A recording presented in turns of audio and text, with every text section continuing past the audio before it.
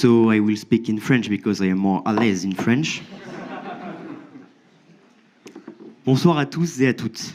Ce soir, Tribune a l'honneur de recevoir Joe Carise, ou plutôt devrais-je dire Marc Lesage-Moretti. Pour commencer ce portrait, je tiens d'abord à vous souhaiter la bienvenue chez vous. Mais quand même chez nous. Et oui, 8 ans après avoir quitté les bancs de la Scape Business School, c'est à votre tour de monter sur scène et de faire face à l'ardeur des tribunards. Quelle chance! Nous ne sommes malheureusement pas sur le campus de l'Avenue de la République, campus où vous avez passé votre scolarité parisienne, mais j'espère que vous vous sentirez chez vous, en ces murs, dans l'amphithéâtre Jacques Coeur, successeur que j'ai à cœur de Vital Roux. Alors, merci. Alors vous devez déjà sûrement connaître le principe du très fameux portrait tribunard, sinon il n'est pas trop tard. Par prudence, accrochez-vous à votre siège. J'ai préparé quelques jokes que Joe risque d'apprécier. Votre parcours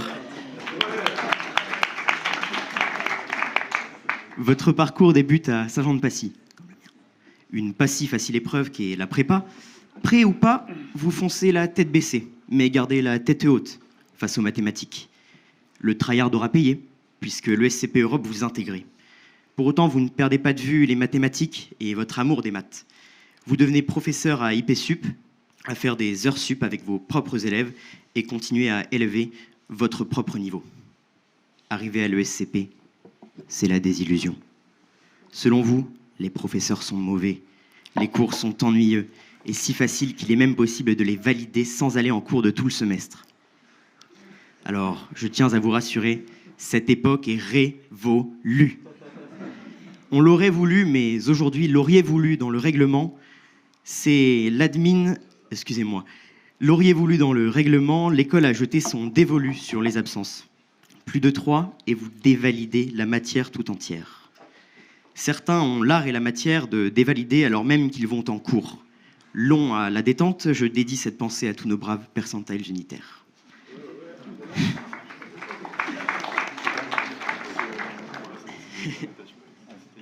Vous profitez tout de même de cette grande liberté pour vous replonger dans Guild Wars, un RPG, jeu de rôle en ligne pour nos amis boomers. L'RPG, vous y passez tellement de temps que vous disparaissez pendant plus d'1 mois de la surface de l'ESCP. Néanmoins, pour vous, ce qu'il y a de pire encore en école de commerce, ce sont les associations. Tous ces méchants bods qui boulient des no-bods à coups de pulls customisés aux couleurs de leur assaut. À l'ESCP, selon vos propres mots, le fait d'être dans une école de débilos vous mine le moral. J'en profite d'ailleurs pour les remercier d'être présents ce soir pour vous écouter. Reprenons. Commence alors votre première année de master. Et d'un coup, Eureka! Vous n'aurez qu'à suivre un seul cours de finance de marché pour trouver le sens de la raison qui vous entraîne à chaque pas sur le devant de la SCEP. À la même période, sort au cinéma Margin Call. Et vous rêvez d'en être le héros, Peter Sullivan, un trader d'une grande banque à New York qui arrive à prédire avant tout le monde la Joca crise de 2008. Soit. Tandis que certains rêvent de faire médecine, de devenir dentiste et de soigner des jocaries, vous rêvez de devenir structureur, c'est-à-dire de confectionner des produits dérivés et de les pricer. Votre parcours professionnel commence par de la magouille. Tout à fait. Mais tout est à faire. Vous en faites alors votre affaire. C'est lors d'un concours à l'ESCP, ni fait ni à faire, réservé aux doubles diplômes ingénieurs que vous vous inscrivez et faites vos preuves. C'est grâce à ça que vous obtenez votre premier stage à la BNP en tant que structureur. Vous adorez ce que vous faites, à tel point que vous allongez votre stage de 6 à 10 mois en magouillant avec la junior entreprise. C'est le rêve, mais vous ne vous endormez pas sur vos lauriers, car vous l'auriez bien compris, ça ne branche pas l'admin. L'admin refuse de vous valider cette expérience et, je cite, vous met des bâtons dans les roues. Alors, note à part, je dois avouer mon étonnement et ma stupéfaction quand j'ai lu ces dernières lignes dans votre témoignage, mais reprenons. Au retour de votre échange dans l'Illinois in the United States of America, vous recevez un coup de fil de votre ancien boss qui remarque le stage de Marc Lesage et aurait dit Moretti est prometteur. Il vous fast-track. Au dernier tour des entretiens de la BNP, quelle horreur. Vous vous faites gank par le jury qui se cachait dans les bush. Traduction. Vous vous faites piéger pour tous nos amis ayant une vie sociale dans la salle. Et d'autres candidats sortant d'une école d'ingénieur vous auraient même dit, après lui avoir avoué que vous sortez de l'ESCP, « Ah, je savais pas qu'ils prenaient des gens qui n'avaient pas fait d'école. Aïe. » Aïe. Mais peu importe, vous faites un rematch et vous trouvez quelques mois plus tard un stage chez Goldman Sachs. Même pas peur. Vous vous mettez à grimper le ladder. Pendant plusieurs années de votre vie, vous passez en full 1v9, à apprendre la méta par cœur, à amasser beaucoup de gold, apparemment. GGVP, vous passez VP à seulement 30 ans chez Goldman Sachs. C'est à ça que ça sert une bonne école, après tout. Mais à quoi bon? À quoi bon? Contrairement à Jean-Jacques, le courant ne passait plus entre vous et Goldman. Il n'y avait plus cette étincelle qui rendait la chose mortelle de rire. C'est cette question qui a fait qu'en 2022, vous décidez de Alt F4 les magnifiques locaux de Goldman Sachs pour la douce flore et la sauvage faune de la faille de l'invocateur. Pour faire simple, vous vous lancez dans le stream sur Twitch et votre jeu de prédilection est League of Legends. Un jeu en ligne ultra compétitif qui compte plusieurs centaines de millions de joueurs actifs à travers le monde. Mais sur votre route, toute la stream journée, le doute en vous s'est immiscé. Vous n'arrivez pas à accumuler une grande audience. Et à votre grand désarroi, vous découvrez que le monde de la création de contenu, compte tenu de votre expérience, est totalement différent du monde corporate. Personne pour vous parrainer ou pour networker. Retour en prépa. Seul votre Elo compte pour impressionner vos viewers. Alors pas le choix. Vous y passez vos journées, coaché par un professionnel. Plus de temps pour vous, plus de sommeil, plus de douche, plus rien, sauf League of Legends. Vous jouez au top de votre forme, certes, mais sans que l'on se méprenne ces Garen que vous spammez dans l'arène. Encore une fois, ça paye. Vous accomplissez la prouesse de passer master en seulement quelques mois. Pour ceux qui ne s'en rendent pas compte, c'est comme intégrer une parisienne en seulement 6 mois de prépa. Vous êtes dans le top 1% des joueurs européens. Malheureusement, ce n'est pas pour parler méta ou stratégie que l'on vous retrouve aujourd'hui, mais dans le cadre de votre roadshow, où vous passez par toutes les écoles de France et de Navarre pour raconter votre parcours. La Creator Economy, c'est votre nouveau dada, un Eldorado selon vos dires. En plus du gaming, c'est votre expérience et votre parcours que vous mettez en avant, surtout pour séduire des jeunes étudiants dynamiques en école de commerce et des jeunes un peu moins dynamiques que sont les préparationnaires. Quelle que soit la raison de votre venue aujourd'hui, que ce soit pour votre roadshow ou pour autre chose, je vous souhaite encore une fois la bienvenue de la part de toute l'association Tribune et je vous souhaite une bonne conférence avec Constance et Hugo. Merci beaucoup.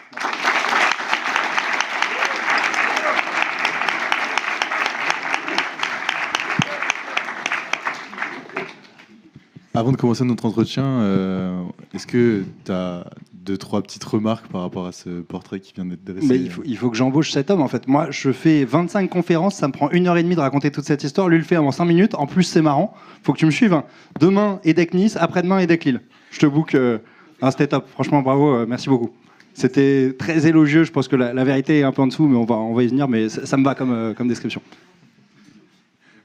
Première question qui va nous faire rentrer dans le bain très rapidement. Pourquoi Jocarise? D'où vient ce nom? Alors, bonne question. À l'époque, quand je découvre League of Legends, je suis aux États-Unis, donc dans le campus de UIUC dans l'Illinois. Et je crois qu'on est en 2014, du coup. Je découvre League of Legends. Mon coloc allemand s'appelle Jonas. Donc, du coup, je fais Jonax, parce qu'on l'appelait Jonax avec J'avais un coloc allemand, une coloc polonaise américaine. Américano-polonaise, on va dire, et un coloc français. Donc le coloc allemand, on l'appelait Jonax, pardon. Et Caribou, c'est un perso dans One Piece. Donc je fais une petite contraction, Jonax Caribou. Après, tu veux te lancer sur les réseaux, il fallait trouver un nom moins troll que Jonax Caribou, donc j'ai contracté en Jocaris. Voilà. Donc ça vient pas du tout du jeu de Jokari. Il y avait un petit jeu de mots, c'est que Jocaris, monsieur adore les jeux de mots, ça faisait Joe Carries, tu vois, la game. Mais voilà, ça allait pas plus loin que ça. Ok, on l'aurait pas trouvé tout seul, celle-là. C'était compliqué. Et deuxième question, pourquoi League of Legends? Alors en 2021, le moment où j'ai plus aucun challenge intellectuel chez Goldman. Alors juste pour revenir dessus, j'ai adoré mes 6 premières années chez Goldman, tu vois. Les 3 premières années, c'était vraiment basé sur les produits, la technicité des produits. J'ai commencé par faire des dérivés actions et puis après j'ai fait des dérivés sur toutes les classes d'actifs, matières premières, crédit, taux de change et j'en oublie une. Et ensuite, les 3 années suivantes, ce qui était intéressant quand je suis passé associate, c'est que en fait, on me demandait de débloquer en fait des situations avec des clients la plupart qui ont blacklisté Goldman depuis 10 ans parce qu'il y a eu un sombre trade au moment de la crise des subprimes. Donc voilà, c'était hyper intéressant comme expérience d'être vendeur. Contrairement à ce que nos boss pensaient que de Londres ou de New York, tu vois, quand tu arrives et que tu t'appelles Goldman Sachs, tu te prends une porte dans la gueule, tu vois, comme pour te dire bonjour. Ils ont tous vu, les gars, le sombre reportage sur Arte, et c'est ça l'image qu'ils ont de Goldman. Et si jamais, alors qu'ils ont blacklisté Goldman, ils traitent que avec BNP et Société Générale, tu arrives à faire un trade avec eux, tu peux être sûr que tu as le boss de BNP ou SocGen qui va les appeler et qui va leur dire ah ouais, t'as traité avec Goldman, c'est très très chaud ça, c'est très très très chaud. Tu vois, donc c'est très très dur, mais du coup c'est hyper rewardant quand tu arrives à débloquer la situation. Et donc j'ai beaucoup aimé ces 3 ans où j'étais associate. Et ensuite, en fait, quand je suis devenu vice-président, je dis souvent que mon job, c'était plus tellement de faire rentrer $1 dans la boîte, c'était les dollars qui sont déjà dans la boîte, de se les répartir entre toi et moi. Est-ce qu'on fait 50-50, 60-40, 30-70, ainsi de suite, tu vois. Et j'avais des conversations lunaires où un mec m'explique que comme il a claqué une bise à un mariage à la tente de quelqu'un, il faut que je lui paye 20% sur un trade où il a rien foutu, tu vois. Et voilà, et c'était ça pendant que tu avais une armée de ce qu'on appelle les monkey jobs, tu vois, de gens qui travaillent pour nous. Donc, tu vois, des analystes et des associates. Donc, moi, j'ai trouvé ça moins intéressant. Et je pense qu'il y avait pas mal de politique, et peut-être que la réalité, c'est que je suis pas très bon en politique. Je pense qu'il y a aussi de ça, certainement. Mais voilà, j'avais plus trop de challenge intellectuel, ouais, à ce moment-là. Et à ce moment-là, en 2021, donc je me remets un peu dans League of Legends, que j'avais quitté, parce que tu vois, j'avais joué en 2014, mais après, j'avais pas pu trop jouer avec les horaires que j'avais chez Goldman Sachs. Et en fait, je suis hyper, abasourdi par le challenge intellectuel que propose le jeu. Et je trouve le jeu extrêmement, extrêmement complexe, et je me dis, OK, il y a un truc à faire, à me lancer sur League of Legends. En fait, il faut savoir juste que dans les gamers, il y a un peu 2 catégories de gamers. Il y a ce qu'on appelle les gamers micro, c'est-à-dire les gamers qui considèrent que en fait, le gaming, c'est l'exécution, l'APM, le nombre d'actions par minute. C'est que des réflexes, en fait. Et il faut savoir que dans le cerveau humain, les réflexes commencent à baisser à partir de 23 ans. Et il y a les joueurs macro, c'est-à-dire ceux qui pensent que le jeu, en fait, c'est que de la stratégie, de l'anticipation qui se passe dans ta tête, tu vois. Et moi, du coup, je trouvais ça intéressant comme thématique de me lancer à 31 ans. À 31 ans, je suis vraiment un papy dans les jeux vidéo. Et de prouver que je pouvais aller devenir master. Master, c'est le top 0,5% sur 125 millions de joueurs. Et voilà, juste avec de la macro en étant nul mécaniquement. C'est ça la trame que j'ai voulu lancer, quoi. Donc c'est ce manque de challenge intellectuel en tant que VP chez Goldman qui t'a fait changer d'avis et qui t'a amené à faire ça. Ouais, c'est ça. Je pense que le job peut rester intéressant, mais c'est plus challengeant intellectuellement. Tu vois, quand tu le fais depuis tu vois, moi j'avais fait 1 an chez BNP Paribas et là ça faisait 7 ans que j'étais chez Goldman. Je pense qu'au bout de 8 ans, t'es plus challengé intellectuellement tous les jours comme tu l'es au début de ta carrière dans un truc comme ça. Ouais. C'est un job qui est répétitif quand même au bout d'un certain moment. Voilà. Moi, c'est une question qui va partir sur une autre piste. On peut dire que ta démarche, qu'elle est un peu... Enfin, elle vise pas un grand public, c'est quelque chose qui est assez restreint parce qu'en ce moment, tu fais un roadshow. Est-ce que tu peux nous expliquer un peu les raisons qui t'ont poussé à faire ce roadshow dans les écoles de commerce françaises ? Ouais, alors ce qui s'est passé quand je suis passé donc master sur League of Legends après 3 mois d'entraînement avec Kazewa, ancien joueur by the way, ancien joueur des FDP, les Frères du Purgatoire, célèbre team française dans laquelle il y avait Sardoche, Kameto notamment. Et donc en fait, en avril 2023, je passe master. Et là, c'est un peu la petite étincelle qui provoque un truc et qui fait qu'il y a des gens qui commencent un tout petit peu à s'intéresser à mon histoire. Et là, je reçois pas mal de DM de pas mal de personnes. Et donc, je lance un live sur Twitch, une session AMA. Ce qu'on appelait chez Goldman AMA, c'est Ask Me Anything. Tu vois. Donc, je lance ça sur Twitch. Et en fait, toutes les questions que j'ai des gens, c'est pas sur comment je suis passé master sur League of Legends, ils s'en foutaient complètement. C'était sur quelle était ma vie d'avant chez Goldman, tu vois, et qu'est-ce que fait un trader, qu'est-ce que fait un structureur, qu'est-ce que fait un sales, comment ça se passe dans une salle de marché, est-ce que tu as le temps de concilier ça avec une vie privée, est-ce qu'il y a des ressources côté RH pour, si tu fais un burn-out, est-ce qu'il y a des ressources sur la santé mentale ou pas, tu vois, et tout ce genre de questions à 360. C'est-à-dire qu'il y a les salaires, tu vois, qui intéressaient les gens, mais il y a aussi plein d'autres trucs autour. Et donc là, en fait, de manière un peu opportuniste, je m'étais lancé dans la créateur économie en tant que créateur de contenu pour y aller full risque, mais pour comprendre comment marche cette créateur économie.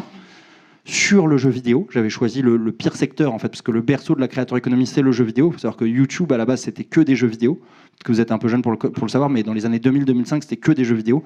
Twitch, à la base, c'était que des jeux vidéo. Et aujourd'hui, la catégorie Just Chatting vient de dépasser 50% et d'être plus importante que les jeux vidéo. Donc voilà, donc si tu te lances, en fait, les jeux vidéo, c'est là où il y a le plus d'offres, et donc il y a beaucoup trop d'offres par rapport à la demande. Et donc voilà, c'était un peu débile a posteriori de me lancer là-dedans. Mais j'ai trouvé un challenge intellectuel, et c'est pour ça que je me suis lancé là-dedans. Donc là, de manière opportuniste, je me dis, ok, t'as voulu être créateur de contenu, t'as choisi le mauvais truc, et en fait, j'avais oublié parce que ça faisait quasiment une dizaine d'années que j'étais sorti d'école, mais en fait, en école, même les meilleures écoles, les gens n'ont aucune idée de comment ça se passe dans le monde de l'entreprise, tu vois. Parce que je me suis dit qu'il y avait vraiment un trou dans la raquette de ce point de vue-là. Et que la seule offre qu'ils avaient, c'était, tu vois, des vidéos de RH ou des RH qui viennent sur les campus et tout ça, qui savent pas trop répondre aux questions qu'ont les jeunes, tu vois. Donc je me suis dit, il y a peut-être un truc intéressant à faire où j'explique le monde de l'entreprise de manière très très authentique, tu vois, sur mon live Twitch, enfin comme c'est un peu la méta de Twitch, c'est ça, on parle de manière très authentique, et je propose une offre de contenu comme ça, où j'ai des invités qui viennent sur mon live, là j'ai un talk show aujourd'hui, des invités qui viennent et qui présentent leur métier, tu vois, je vais avoir Asher, qui est l'influenceur numéro 1 dans les cryptos, genre Jean de la Roche-Brochard, qui est un peu la figure numéro 1 en France sur les VC, tu vois, il gère les différents fonds de Xavier Niel, notamment Kima Ventures. Je vais avoir Sixtine, qui est une entrepreneuse qui a monté justement, qui est dans la Creator Economy, qui a monté sa chaîne Le Crayon. Donc voilà, je suis hyper content du contenu que je peux proposer. Et je me suis rendu compte à ce moment-là que les gens que j'intéressais, c'était principalement des étudiants d'écoles de commerce et d'écoles d'ingénieurs. Dans mon roadshow aussi, il faut le préciser, je suis aussi dans les écoles d'ingénieurs. Et donc, autre truc génial avec la Creator Economy, c'est qu'en fait, moi chez Goldman, j'adorais staffer les gens. Dans la Creator Economy, les gens s'auto-staffent. C'est-à-dire que tu mets un tweet, tu te dis, voilà, je suis chaud pour faire des confs dans vos écoles si vous voulez l'organiser. Et là, vous deux, vous êtes staffés, vous organisez tout ça, tu vois, avec les affiches et tout, et j'ai rien eu à faire, tu vois. Donc c'est hyper puissant en fait d'avoir une communauté qui est engagée et qui va t'aider à réaliser des projets comme ça que chez Goldman, j'aurais jamais pu. Enfin, chez Goldman, quand je faisais un truc comme ça, j'avais une équipe de marketing, j'avais un ou une assistante qui me bookait tous mes billets d'avion et de train, j'avais une équipe de structuration tu vois, qui préparait la présentation des produits qu'on allait proposer et tout ça. Là, ce qui est génial dans la Creator Economy, c'est que j'ai mis un tweet, j'ai juste à venir et prendre le micro et raconter 2-3 conneries et, tu vois, et passer à l'école d'après. Donc c'est hyper puissant. Tu vois, la communauté, c'est hyper puissant. Voilà. Et donc, voilà, je me suis dit, je vais faire un roadshow dans les écoles pour essayer de scale un peu sur ma communauté, de gagner un peu en visibilité, parce que c'est la communauté qui fait tout. Et après, c'est grâce à cette communauté-là que je peux intéresser les entreprises. On parlera après de mon business model, si vous voulez. Mais est-ce que tu n'as pas peur de t'adresser à un public un peu restreint, dans le sens où, aujourd'hui, est-ce que ça fait pas un peu Dimitri Descognets de Major Prépa, de faire le tour des écoles de commerce et de s'adresser aux prépas? Oui, mais justement, Dimitri, alors, si vous le connaissez de Major Prépa, c'est hyper intéressant parce qu'il m'avait proposé de faire une interview, tu vois, et je vais voir Dimitri, et je m'attends à un truc, je m'attends à rien, tu vois, je voyais que ses vidéos, elles faisaient quelques milliers de vues, tu vois, il y en a même qui font quelques centaines de vues, tu vois. Et j'arrive et je vois qu'il a une boîte de 20 personnes, un super studio et tout ça, et qu'en fait, il a une boîte qui a plusieurs millions de revenus, en fait, Dimitri. Et en fait, justement, Dimitri, c'est la preuve dans la Creator Economy que, en fait, quand tu es créateur de contenu, soit il faut être immense comme un Squeezie, un Inoxtag et t'intéresses, tu vois, à plein de marques, soit il faut être sur une petite niche, mais une niche en fait où il y a un vrai enjeu. Tu vois, vous, quand vous rentrez dans une école de commerce, vous allez payer 4 fois 20 000 euros, donc 80 000 euros. Donc c'est intéressant pour l'école de réussir à choper un peu plus, tu vois, de faire un peu de la communication autour de ça. Et voilà, ça c'est le business de Dimitri, tu vois. Et moi, en fait, je me suis dit, bah ok, Dimitri, il est positionné entre les prépas et les écoles. Bah moi, je vais faire un copycat, tu vois, un full plagiat du business de Dimitri, mais que je lui ai dit, tu vois, et c'est pour ça qu'on le fait ensemble, entre les écoles et les entreprises. Tu vois, et les entreprises, typiquement, elles dépensent des centaines de milliers, voire même pour certaines des millions d'euros pour promouvoir ce qu'on appelle la marque employeur, tu vois. Et elles n'arrivent plus aujourd'hui, tu vois, typiquement, j'ai parlé à Goldman Sachs, je leur ai dit, voilà, aujourd'hui, vous n'arrivez plus à recruter les meilleurs de Polytechnique Centrale, HEC ou l'ESCP, tu vois. Et en fait, je pensais que j'allais devoir négocier là-dessus. Et ils me disent oui, tu vois. En fait, j'ai même pas eu à négocier. J'ai parlé à la RH de Goldman, je lui ai dit ça, il m'a dit oui, c'est vrai, tu vois. Et donc, en fait, c'est pour ça que je pense que c'est un super business, c'est que, j'arrive, je leur dis, vous avez un problème? Ils disent, ouais, on a un problème. Il faut mettre de l'argent dessus? Ouais, on en met déjà de l'argent dessus. Ok, alors il faut arrêter d'envoyer des RH sur les campus. Tu vois, on est à cette troisième étape, c'est vous allouez de l'argent, mais vous le faites mal. Et en fait, la manière dont il faudrait le faire, c'est moi, le produit que je propose aux entreprises aujourd'hui, c'est faire des vlogs en entreprise. Donc on vient avec, justement, je bosse avec les cadreurs de Major Prépa, 2 cadreurs qui me suivent, moi la caméra embarquée, on se balade dans la salle de marché de Goldman, on dit ok, là aujourd'hui on va suivre un trader, qu'est-ce que tu fais aujourd'hui? Explique-nous, tu t'es levé à quelle heure? On va au sport avec toi? Est-ce qu'on a le temps d'aller prendre une salade en bar rapidement? Est-ce que dans ta journée, est-ce que tu es tout seul devant ton ordi ou est-ce que tu parles à plein de fonctions différentes? Est-ce qu'il y a un esprit de promo dans le truc? Tu vois, on pourrait faire potentiellement le séminaire à New York d'intégration. est-ce que ce soir, on va sur le rooftop, il y a un truc avec des clients et tout ça. Enfin, montrer le truc à 360, tu vois. Parce que Goldman, en fait, pour parler de Goldman, leur problématique, ils ont augmenté les salaires de 20K, tu vois, d'entrée. C'est passé de 65 fixes d'entrée à 85. Et malgré ça, ils ont du mal à attirer les talents qu'ils veulent, tu vois. Ils ont 300 000 applications et pour 300 places, tu vois. Donc ils ont plein de CV, mais ils n'ont pas forcément ceux qu'ils voudraient. Mais est-ce que c'est pas un peu bizarre pour toi d'aller puiser un peu ce contenu, le contenu que tu crées dans le monde de l'entreprise, alors même que tu as quitté ce monde de l'entreprise et que tu t'es lancé dans Twitch, dans LoL, et aujourd'hui, ce que tu gardes de tout ça, c'est plutôt Twitch et un peu moins LoL? Donc, est-ce que c'est bizarre de faire du marketing pour le monde de l'entreprise que j'ai quitté? C'est ça la question? Ouais, c'est ça, ouais. C'est intéressant parce que tu vois, je pense que ma valeur ajoutée, elle est là. Tu vois, sur LoL, j'ai pas de valeur ajoutée. Bon, j'ai réussi à montrer qu'un papy pouvait y arriver. Tout le monde s'en est foutu de cette histoire. Voilà, fin du chapitre. Même si moi, j'ai adoré, et je pense que on pourra en parler. Je pense que t'as un challenge intellectuel sur le jeu vidéo qui est énorme et que les gens sous-estiment. Mais bon. La valeur ajoutée que j'ai, tu vois, et que je peux apporter à la communauté, c'est que j'ai une expérience de 7 ans dans une boîte et que je connais les codes de la creator economy et que je suis prêt à en parler de manière authentique, tu vois.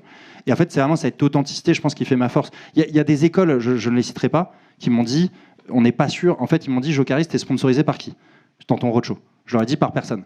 Et ils m'ont dit, ah, ça, c'est un problème. Pourquoi c'est un problème? Parce qu'en fait, ils ont besoin de savoir d'où vient l'oseille. Et parce que si tu as quelqu'un qui vient et qui parle au nom d'une entreprise, il va avoir un discours hyper policé, tu vois. Si tu lâches un Jocaris comme ça dans un envie de 300 personnes qui peut raconter n'importe quoi, ça faisait très peur à certaines écoles, tu vois. Et moi, je pense que c'est justement ça, en fait, qui fait la force et qui fait mon petit, tu vois, succès. Et aujourd'hui, c'est que je peux avoir un discours authentique.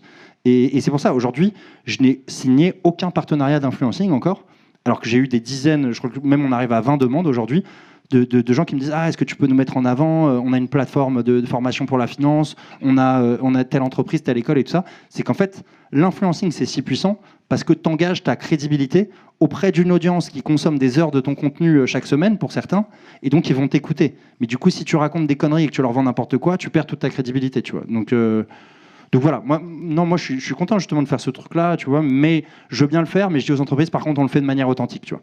Si c'est pour filmer des RH qui font un grand sourire et qui disent viens chez nous, ça va bien se passer, je ne vais pas sur un projet comme ça. Donc tu donnes pas mal de conseils aux étudiants. Aujourd'hui, il y a pas mal de gens qui, la trentaine arrivée, décident de complètement changer de vie. Ils arrêtent ce qu'ils font, comme en fait ce que tu as pu faire en quittant Goldman Sachs. Quel conseil est-ce que tu donnerais à ceux qui envisagent un virage à 180 dans leur carrière ou un changement total professionnel? Ouais, moi je pense que, encore une fois, et c'est pour ça que voilà, je suis content de mon expérience chez Goldman. Une des chances qu'on avait chez Goldman, en fait, c'est que très souvent, je parlais à une ancienne collègue qui est dans la salle aujourd'hui, mais je disais, ce qui est bien chez Goldman, c'est qu'on sort de notre zone de confort tous les 2 ans. Tu vois, on te change, tu as des clients que tu as développés, et au bout de 2 ans, on te dit, bon, bah, c'est très bien, tu as développé tes clients, maintenant tu les donnes à un de tes collègues, et tu repars de zéro dans un nouveau truc. Tu vois. Et ma collègue m'a dit tous les 2 ans, enfin tous les jours, on est sorti de notre zone de confort. Tu vois. Et c'est vrai que c'est ce truc-là qui est fort et qui fait que j'ai pas eu peur du tout, en vrai, quand je me suis lancé là-dedans. Et je me suis dit, je vais y arriver, tu vois, ça va prendre du temps, mais il faut que j'arrive à comprendre comment ça marche. Et en bossant bien, je vais y arriver, tu vois. Donc, et c'est un truc qu'on dit énormément de votre nouvelle génération. Il y avait des études qui sont sorties là-dessus qui disent que la génération qui a 20 ans aujourd'hui va faire en moyenne 7 jobs différents. Tu vois, c'est pas on change de banque 7 fois, c'est 7 jobs qui n'ont rien à voir. Et c'est le fait que la technologie se développe de manière exponentielle et que, en fait, aujourd'hui, le monde change. Enfin, la creator economy, ça n'existait pas ou très très peu il y a quelques années. Il y a des nouveaux trucs qui apparaissent. Et donc, en fait, on vit dans un monde qui change de plus en plus vite. Et donc, c'est fini le schéma qu'avait, tu vois, mon père, par exemple, il a passé 30 ans chez Société Générale. Tu vois, ça n'existe plus aujourd'hui, tu vois. Voilà, donc mon conseil, c'est croyez en vous. Il y aura toujours, en fait, il y a toujours à côté de toi des gens qui n'osent pas, et comme du coup ils ont le seum parce qu'ils n'osent pas, ils essaient de te décourager de faire ton truc. Donc mon conseil, c'est si tu veux changer de truc et suivre tes intuitions et tout ça, moi je pense vraiment qu'il faut parler à plein de gens et pas trop les écouter. C'est-à-dire qu'il faut parler à plein de gens pour savoir qu'il y a des trucs qui existent, tu vois, tu sais, mais au final, la seule personne qui sait dans quel domaine tu vas te donner à 200%, tu vas pas voir ça comme du boulot, tu vas kiffer, et du coup, ça va forcément marcher. Moi, je pense que si tu te donnes à 200%, bah, c'est toi, tu vois. Donc, faut t'écouter, toi, à la fin des fins. Et c'est pas parce que c'est la mode en ce moment, tu vois. Moi, quand je suis... vers 2007, avant la crise des subprimes, la mode c'était la finance de marché. Ensuite, il y a eu la crise des subprimes, donc la mode c'est devenu la fusion-acquisition. Puis c'est devenu le conseil en strat. Moi, quand je suis sorti d'école en 2015, c'était les startups, tout le monde faisait des startups. Et tu vois, tu as des modes tous les 3 ans. Tu vois, donc, et il faut surtout pas suivre cet effet de mode. Tu vois, il faut vraiment t'écouter toi et il faut pas écouter un peu les trucs qu'on te dit en école. Il faut faire du M&A pour faire du private equity après. Tu vois, ça c'est des conneries. Pour faire du private equity, il faut faire du private equity. Tu vois, enfin, voilà. Et t'en as plein un peu de légendes urbaines que tu as en école comme ça. Et c'est pour ça, je pense qu'il faut vraiment s'écouter soi. Par rapport à la réaction des gens qui t'entourent, comment tu as réussi à gérer un petit peu la réaction de tes proches tu leur as annoncé que tu quittais Goldman Sachs avec un salaire conséquent pour aller faire des vidéos sur Twitch. Je pense que les gens proches de moi, comme ils me connaissent et ils savent que en fait, quand j'ai décidé un truc, tu peux pas me faire changer d'avis et que je vais me donner à 200%, ils étaient pas très inquiets honnêtement, ils ont plutôt été assez supportifs. Je pense que ce qui était compliqué, c'est le cercle un peu au-delà. Tu vois, par exemple, quand j'ai communiqué pour la première fois sur LinkedIn, j'ai lancé ma série Nasus from Guignol to Diamant. Tu as une miniature avec un Nasus et tu vois ma gueule devant. Mon ancienne boss de Goldman, je lui ai parlé, elle m'a dit ce truc-là, il a tourné dans tout Goldman et toute la banque. Tu vois, enfin, je pense que ça les a fait délirer. Ils se sont dit, ah ouais, 7 ans chez Goldman, tu pètes vraiment un câble à la fin. Tu vois, donc, ils voyaient ça comme un full pétage de câble, alors que ça ne l'était pas. En vrai, c'était très rationnel pour moi. Tu vois, pourquoi je faisais ça. Donc voilà, je pense qu'il y a vraiment mon cercle très proche avec qui j'ai pris la peine de leur expliquer, parce que c'est important pour moi quand même d'expliquer aux gens proches de moi. Je pense qu'ils l'ont bien pris. Et après, c'est vrai que moi, pour le coup, je m'en fous pas mal en fait de ce que les gens pensent de moi. Tu vois, c'était pas important. Je savais pourquoi je le faisais et j'expliquais à mes proches. Mais je pense qu'effectivement, il y a beaucoup de gens qui ont dû se foutre de ma gueule au moment où je me suis lancé là-dedans, c'est sûr. Et passer la réaction de l'entourage, du coup, comment est-ce que tu es arrivé sur cette scène nouvelle, du coup, pour toi qui était Twitch? Et comment est-ce que tu réussis à gérer un peu la pression liée au fait de créer du contenu en permanence, faire des choses toujours un peu plus diversifiées? Comment est-ce que tu le vis? Ouais, bah écoute, je pense que les 8 premiers mois, tu vois, je quitte Goldman en février 2022, je prends un mois pour me ressourcer un peu, faire des randos à La Réunion, machin, et je me lance en avril 2022 officiellement, même si j'avais lancé mon stream un peu avant, genre en novembre 2021. Bref, d'avril 2022 à décembre 2022, en fait, il s'est rien passé. Pourquoi ? Parce que j'ai essayé justement de tout faire à la fois. J'ai voulu à la fois passer de platine, donc top 15% des joueurs, à master top 0,5%, à la fois un peu animer mes streams, un peu faire mon show pendant mes streams pour fédérer une communauté, et me développer sur tous les réseaux, TikTok, Twitter, Twitch, LinkedIn, tout ça. Donc en fait, quand tu essayes de tout faire à la fois, bah, bien sûr, tu n'arrives à rien faire. Tu vois. Et en décembre 2022, je me suis dit, OK, je veux juste passer master sur LoL dans un premier temps. Donc pendant 3 mois, j'arrête tout. Donc j'ai communiqué à ma minuscule communauté à l'époque. Voilà, il y avait quand même des gens qui me suivaient. Enfin, quand je faisais un live sur Twitch, à ce moment-là, j'avais 7 viewers, tu vois, dont un viewer qui est l'ordi portable de mon coloc allumé alors qu'il n'est pas là, tu vois, qui était un fantôme, quoi. Parfois, c'était dur. Je fais une petite blague, je vois qu'on est redescendu à un viewer qui est le fantôme dans la pièce à côté, tu vois. Donc voilà, c'était assez compliqué à ce moment-là, mais voilà, j'avais quand même des gens. Enfin, à ce moment-là, je me disais, en fait, savoir que je perds ma voix. Il faut savoir que quand tu es à 10 viewers sur Twitch, c'est pour te dire à quel point il y a trop d'offres par rapport à la demande, tu es dans le top 1% des streamers. Ok ? Donc moi, à ce moment-là, j'étais déjà content. En fait, je me disais 7 viewers, mec, imagine, bon, en vrai 6, parce qu'il y avait le fantôme, mais imagine, ça fait quand même 6 personnes qui, tous les jours, se connectent, se disent, on va voir si Jocaris va gagner des LP ou en perdre aujourd'hui et tout ça. Enfin, c'était quand même gratifiant, je trouvais. Bref, je communique à ma toute petite communauté, je leur dis, je vais arrêter pendant 3 mois. Et voilà, et j'ai fait ça. Ça s'est débloqué après, et maintenant, j'essaie de faire les trucs un peu étape par étape. Tu vois, là, je fais ce roadshow pour débloquer un peu ma visibilité, et après, je vais enclencher le... Prends le relais, je vais craquer. Bah, merci pour la réponse. Et comment est-ce que tu peux voir, comment tu vois l'avenir de ta carrière sur Twitch? Parce que tout à l'heure, tu nous as dit que tu voulais plutôt te tourner vers l'orientation un peu en faisant des vlogs en entreprise. Est-ce que tu comptes à terme choisir entre ça et par exemple des lives sur LoL ou comment est-ce que tu vois l'avenir? Bah là, du coup, c'est pas complètement revenu là, voilà. Donc du coup, en fait, j'ai signé avec une agence d'influenceurs qui s'appelle 20. Donc en fait, il faut savoir, donc 20, il marche un peu sur le modèle de comme dans la série 10%, c'est-à-dire que sur chaque OP avec des annonceurs, ils prennent 20%. Alors ça paraît beaucoup, tu vois, 20%, mais il faut savoir que dans le business de l'influencing, l'acteur principal qui est là, c'est Webedia, et qui faisait des OP complètement opaques, tu vois. Qui faisait, par exemple, tu signes avec un annonceur, et ils te disent voilà, Orange te paye 5000 balles sur cette OP, et tu sais pas derrière si Orange a payé 50 000 ou 100 000. Tu vois. Donc voilà. L'avantage de 20, c'est que du coup, ils me fournissent un studio. Et là, je suis en train de monter mon studio. Je vais avoir ma première émission lundi. Je sais pas comment on va faire. Ok, ça va revenir. C'est la clim. C'est Hakim qui fait ça.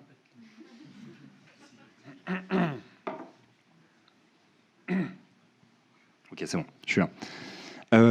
Ouais, donc je lance mon talk show Métier de rêve. Et ouais, il va avoir une dimension importante qui va rester ce contenu-là, tu vois. Le contenu, et je vais avoir ce contenu. On parle de métier de manière très authentique, et ce contenu est gratuit pour tous, tu vois. Les vlogs, c'est mon business model, c'est pour qu'il y ait de l'argent qui rentre. Mais le principe, c'est que je fais du contenu complètement gratuit. Ce contenu me permet d'avoir une communauté niche, et cette communauté niche que j'ai pu intéresser par un contenu qui est de qualité, je le vends aux entreprises derrière. Pour revenir un peu sur LoL, il y a peut-être deux, trois gamers qui sont là pour ça ce soir, donc on va poser deux, trois questions quand même. LoL, c'est un jeu qui est très compétitif, on l'a dit tout à l'heure. Comment tu arrives à te démarquer quand tu commences sur ce jeu-là et que tu Twitch à 6 viewers pour ensuite arriver à créer une communauté qui, à la base, du coup, sur Twitch, était quand même liée à LoL, en tout cas te concernant, avant de passer à tous les talk shows et une dimension un peu plus globale sur le monde de l'entreprise? Bah, je pense que j'ai jamais réussi à percer sur LoL, tu vois. J'ai jamais réussi à me faire connaître sur LoL. Les gens se sont intéressés un peu à mon histoire une fois que j'étais passé master. En fait, au moment où je passe master, à chaque fois que je passais un grade, diamant, master et tout ça, comme je suis un gros beauf et que je suis fan de Nekfeu, je balançais une petite punchline de Nekfeu sur LinkedIn, tu vois. Donc là, je passe master et je mets un petit avant d'avoir le respect, essaie d'avoir le mental, boum, master, tu vois. J'étais trop fier de moi. Et là, il y a un gars sur Twitter qui dit mais qui est ce guignol, tu vois, qui est ce guignol en chef? Et il met un screenshot de mon truc où on voit VP chez Goldman, master, tu vois. Et en fait, ce truc-là retourne un peu l'internet, tu vois, enfin à mon humble échelle. Et donc il y a un peu, tu vois, et c'est comme ça en fait que je me suis fait un tout petit peu connaître, tu vois. Mais c'est pas j'ai pas du tout fédéré une communauté de gamers, tu vois. Les gamers, j'arrivais, j'en parlais rarement déjà, je voulais pas trop parler de mon expérience d'avant. Et quand je disais, bah, j'étais VP chez Goldman avant, ils me disaient, ok, et c'est quoi ton Elo? Je disais platine, ils me disaient, ok, donc tu pues la merde, tu vois. Et puis, fin de discussion, tu vois. Donc j'ai pas réussi en fait sur le gaming à me faire découvrir. Et j'ai pas, tu vois, j'ai toujours là dans mes projets de lancer une chaîne secondaire Jocaris Gaming. Mais je vois bien, tu vois, après j'ai lancé l'arc Zelda. Sur Zelda, j'avais 20 viewers, tu vois. Alors quand je fais des lives sur la finance, j'en ai entre 200 et 350, tu vois. Par rapport au nombre de viewers et tout, comment tu gères par rapport à ta communauté les interactions avec eux, que ce soit via les chats Twitch, via les moments où peut-être tu commences dans la rue, les gens te reconnaissent, peut-être ça peut arriver, ou même quand tu viens et qu'on te pose des questions, comme ça sera le cas à la fin de la conférence. Mais en fait, c'est intéressant parce que pendant longtemps, tu vois, quand j'ai commencé en avril, pendant 4 mois, j'étais seul dans ma chambre avec mon micro, ma caméra, à faire mes petits lives, mes petits TikTok et tout ça. Et là, de la même manière qu'en finance, tu te dis je suis jamais assez payé, dans le monde de la créateur économique, quand tu es influenceur, tu te dis j'ai jamais assez d'abonnés, tu vois. Donc j'étais là à me dire putain, j'ai que 8000 abonnés sur YouTube et tout, faut vraiment que je scale et tout ça. Et en fait, là, faire mon roadshow des écoles, tu te rends compte que c'est pas 8000 bots, tu vois, c'est des vraies personnes qui prennent de leur temps pour te suivre et tout ça. Et ça a été hyper gratifiant, tu vois. Moi, effectivement, je pensais, enfin, tu vois, je me disais, bon, je suis minuscule, 8000 personnes et tout ça.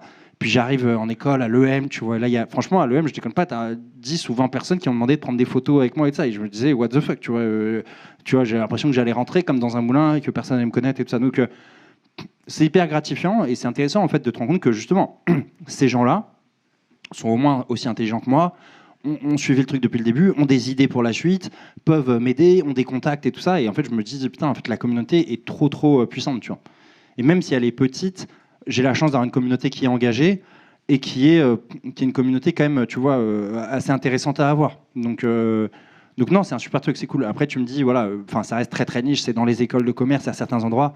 C'est très rare dans la rue que je me fasse intéresser, tu vois, qu'on dise, ah, Jocaris et ça, tu vois, ça m'est arrivé, tu vois, petit ego boost et de ça quand ça t'arrive, mais ça reste très rare, ça reste très rare, c'est sûr. Quelle a été l'expérience la plus mémorable que tu as vécue en tant que streamer jusqu'à maintenant? Passer master sur LoL. Parce qu'en fait, si tu veux, moi, on n'a pas eu l'occasion d'en parler. Je suis né d'une famille, enfin, je viens d'un milieu extrêmement privilégié. Tu vois, j'ai grandi effectivement dans le 16e à Franklin. Moi, après, j'étais pris à Saint-Jean-de-Passy. C'était pas par volonté de rester dans le 16e, c'est que toutes les prépas m'avaient refusé et j'ai réussi. Bref, j'aidais des jeunes à Garges-les-Gonesse et j'ai réussi en fait tu vois, à rencontrer quelqu'un qui m'a dit je te fais rentrer dans la prépa. Mais normalement, j'avais aucune prépa. Et tu vois, finalement, je me rends compte que je suis parti avec 3000 km d'avance sur tout le monde dans la vie. Donc le SCP, c'est pas un challenge, c'est même au contraire, tu pourrais me dire comment ça se fait que tu n'aies pas eu HEC vu d'où tu partais. Goldman, du coup, c'est un peu le suivi de ça. Et en fait, le jeu vidéo, ce qui est magnifique, c'est que c'est un des rares trucs où il y a une égalité de naissance, tu vois. Et donc là, pour le coup, voilà, je l'ai fait à armes égales pendant 3 mois avec du full tryhard et tout, tu vois.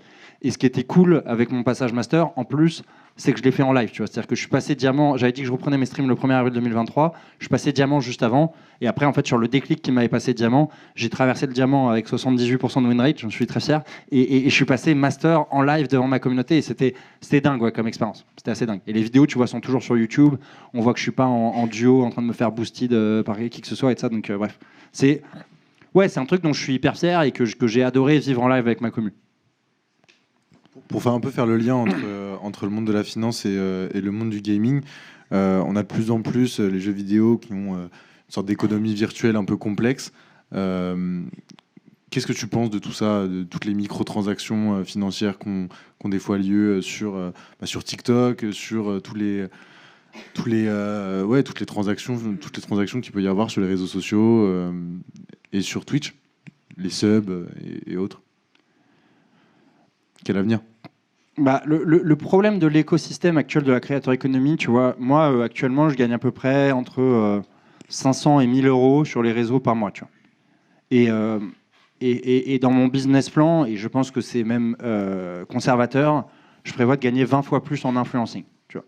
C'est-à-dire qu'en fait, un annonceur aujourd'hui, s'il veut faire une pub en pré-roll sur YouTube, tu vois, où un gars va spammer, ignorer l'annonce, où il y aura un logiciel adblock et tout ça, et donc la pub ne va avoir aucune efficacité. Ou s'il veut faire de l'influencing, c'est-à-dire il demande à un influenceur, sans que ce soit cuté par une pub, d'expliquer pourquoi c'est intéressant d'aller vers sa marque, tu vois, ça lui coûte 20 fois plus cher. Et dans les pré-rolls, il n'y a que la moitié de l'argent qu'il y a à l'influenceur et la moitié à la plateforme, tu vois. Et donc en fait, l'influenceur gagne 40 fois plus s'il fait de l'influencing que s'il fait des pré-rolls, tu vois. Et en fait, c'est ça un peu le drame pour les plateformes, Twitch, YouTube, tout ça, c'est que aujourd'hui, elles ont du mal à se rémunérer, en fait, ces plateformes.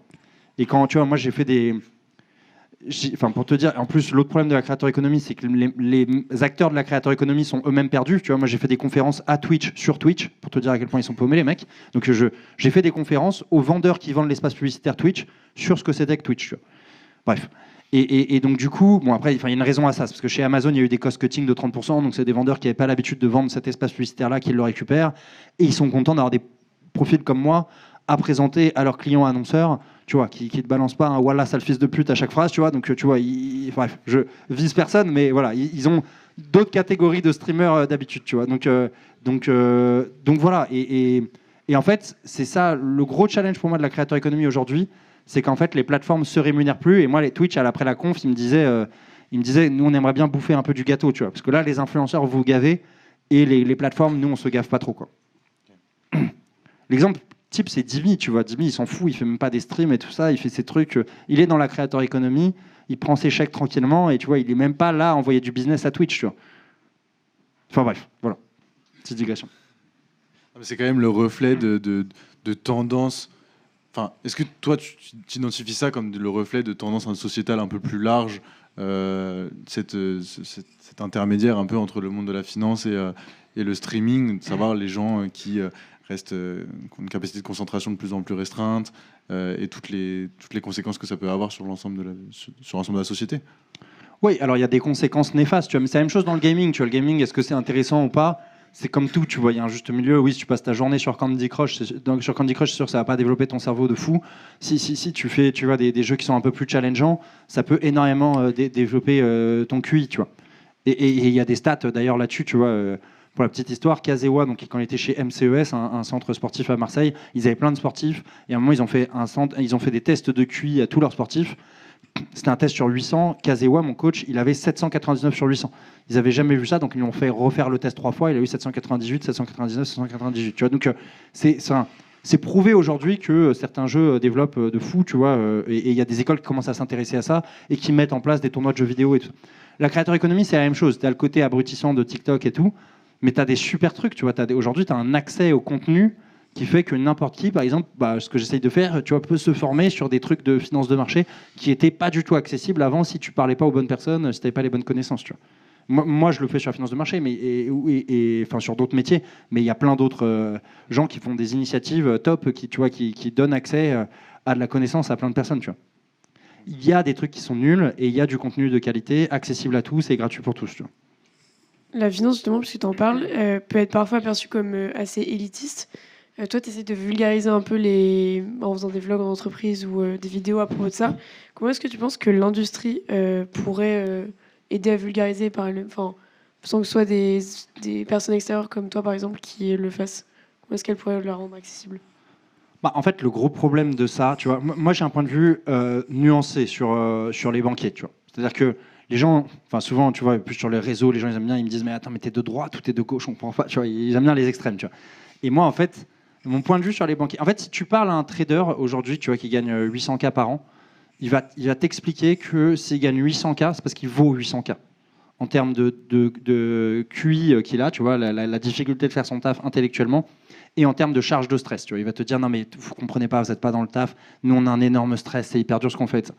Et en fait, si tu regardes les chiffres, tu vois, par exemple, le métier le plus stressant, aujourd'hui, tu regardes par exemple les chiffres du burn-out, c'est agriculteur, de très très très loin, tu vois. Donc c'est pas du tout trader, trader est même pas cité, tu vois, tu as agriculteur, vétérinaire, médecin, enfin voilà, les taf utiles quoi.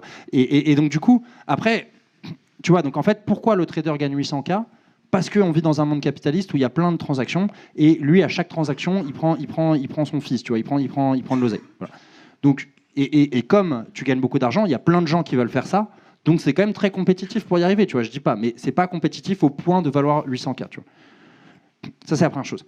À l'inverse, tu vois, je suis pas du tout dans le, tu vois, il faut faire la guerre à la finance, les banquiers servent à rien, les traders servent à rien, et ça, type un peu le discours d'Anis Lajnef. Tu vois, moi, je pense que justement, enfin. Tu vois, le système de retraite, par exemple, il y a une toute petite partie par redistribution, mais c'est un gros système par capitalisation avec des systèmes de retraite complémentaires et tout ça. Donc, sans trader, il n'y a pas de retraite, en fait, parce que c'est un métier, en fait, de savoir placer l'argent pour qu'il fasse 3% de rendement. Les gens s'attendent à « Ah oui, je te file ma thune à la banque, je vais avoir 3% de rendement ». Non, c'est un métier, tu vois, il faut prendre du risque de manière mesurée, savoir placer cet argent-là et tout ça. Donc, il n'y aurait pas de retraite, il n'y aurait pas de fonds euros, il n'y aurait pas de système de capitalisation, en fait. Donc, il ne faut pas dire non plus qu'ils ne servent à rien, tu vois. Mais bon, tout ça pour te dire que la raison pour laquelle ces gens-là gagnent autant, c'est aussi parce que c'est assez opaque, c'est assez mystique et tout. Et donc, moi, souvent, les retours que j'ai de potes ou tu vois, de mon petit frère qui travaille encore dans la banque, même des gens qui ne sont pas dans mon ancienne banque, Goldman, les banquiers, ils ont une mauvaise image de moi et ils disent « Ah, mais Jocaris, il raconte trop de trucs, tu vois ». Comme si on était tenus dans une mafia commune et qu'il fallait pas trop dire que notre job est trop simple et qu'on se goinfre, tu vois. Et alors que je leur dois rien à ces gens-là, tu vois. Enfin, autant Goldman, j'ai signé un NDA avec eux et il y a des choses que je peux pas raconter. Autant les autres banques, tu vois, je suis pas tenu d'un accord, tu vois, de pas révéler à tout le monde que c'est globalement accessible la finance, tu vois. Et que c'est pas parce que tu as changé un mot en le mettant en anglais et tu as dit j'ai fait une offre d'achat pour un appart, tu dis hier j'ai bidé un appart et tu as perdu des gens pour faire semblant que c'était compliqué, tu vois. Et en fait, c'est accessible, tu vois. C'est même très accessible, je pense, la finance de marché, tu vois. C'est plus accessible en vrai la finance de marché que League of Legends, tu vois. Mais je le pense sincèrement. Enfin, League of Legends, 180 champions, 4 compétences plus un passif. Enfin, et le jeu qui change toutes les 2 semaines. Enfin, c'est extrêmement complexe, League of Legends, tu vois, comparé à la finance de marché. Une question qui est encore une fois un peu à la frontière entre tes deux spécialités. Qu'est-ce que tu penses de l'avènement des nouvelles technologies et dans le monde de la finance, pardon, pas juste une question aussi large, de l'avènement des nouvelles technologies dans le monde de la finance, ses impacts et toutes les conséquences que ça peut avoir sur l'ensemble du système de l'ensemble du système financier, pardon. Ok, tu penses à l'IA principalement ? Ouais, principalement okay. Les crypto-monnaies ou même la blockchain. Ok, alors crypto, il faut que je me renseigne parce que j'ai HR qui vient le 9 novembre, il faut que je taffe un peu le sujet, mais j'avoue que je suis pas trop calé pour le moment. L'IA, moi, ce que j'en pense, tu vois, depuis que je suis en finance et depuis toujours, à chaque fois on dit ouais, les machines vont remplacer les hommes et tout ça. Depuis que je suis en finance, on fait que industrialiser et tout ça. Bon, aujourd'hui, tu as l'IA, mais tu as eu plein de nouvelles technologies qui sont arrivées. Merci beaucoup.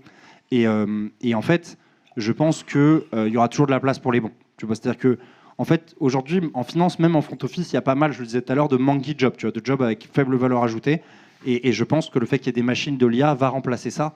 mais tu remplaceras jamais le sales qui couvre Bernard Arnault, tu vois. Donc pas hyper inquiet, je pense que c'est une bonne chose, ça va rendre le boulot encore plus intéressant. Écoute, merci beaucoup pour toutes ces réponses.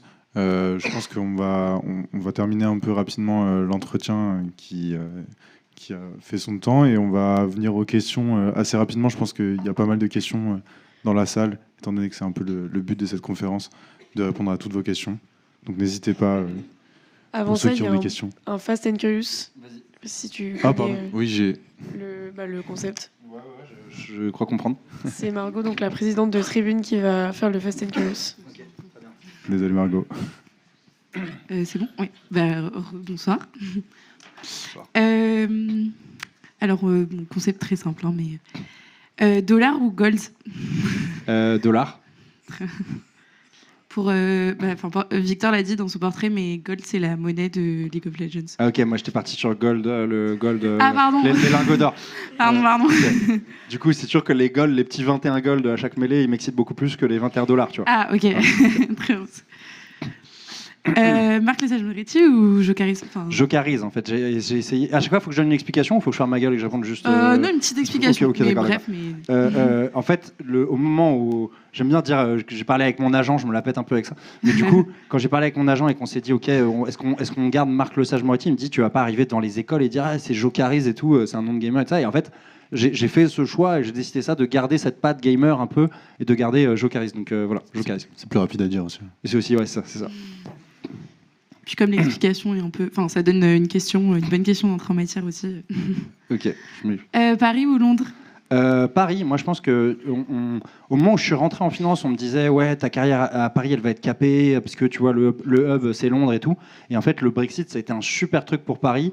Les politiques ont bien géré ce tournant-là et Paris est vraiment devenu le hub de l'Europe continentale au moins, tu vois. Et donc tu peux avoir des super carrières à Paris. Et avec des salaires qui sont très élevés. Donc en fait, tu as plein d'avantages à être à Paris. Ouais. Merci. Ah oui, BNP Paribas ou Goldman Sachs? Goldman. Bon. J'ai des mauvaises histoires avec les RH de BNP. Mais des bonnes aussi? Non, des mauvaises. Ah, okay. mais en fait, l'entretien dont on parlait, moi, au moment où je rentre chez BNP, tu vois, pour être structureur, il n'y avait que deux choix. Soit tu as fait Polytechnique, soit tu as fait Centrale Paris. À la limite, si les RH ont eu un petit coup de chaud, tu as fait Centrale Lyon. Mais tu vois, ça s'arrêtait là. Tu vois. Donc en 2013, on était là et on vient de cette mentalité-là. Tu vois. On n'y est plus, j'espère que ça a évolué. Mais on est quand même dans une mentalité chez BNP où on te présente des gars qui ont 35-40 ans par la note qu'ils ont eue en maths à 18 ans. En te disant, lui, c'est un X, lui, c'est un centralien. Lui, c'est un Audencia. Il va falloir checker ses mails à lui, tu vois, sous-entendu. Tu vois. Donc c'est genre... Enfin bref, et moi, j'ai horreur de cette mentalité-là. Donc voilà, Goldman. Ok. Talk show ou live gaming? J'aime bien le talk show en vrai. C'est assez cool. C'est assez cool comme format. Ça peut partir en couille à tout moment. C'est assez sympa. Ok, merci. Ah oui, ça c'était pour l'évolution. Enfin, j'ai lu. J'ai pas joué à Hogwarts Legacy, mais on m'a dit que le jeu se finissait en 40 heures.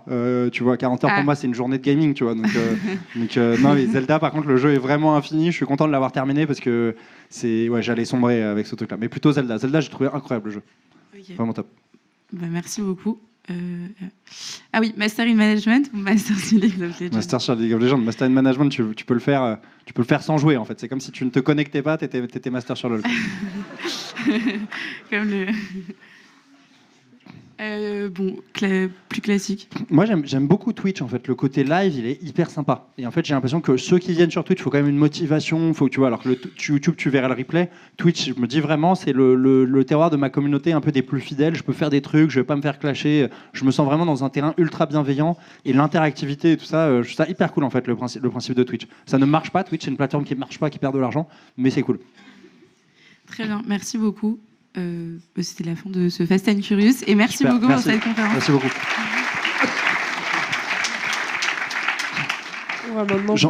J'en profite juste avant les questions. Du coup, je fais mon petit instant promo, soyons fous.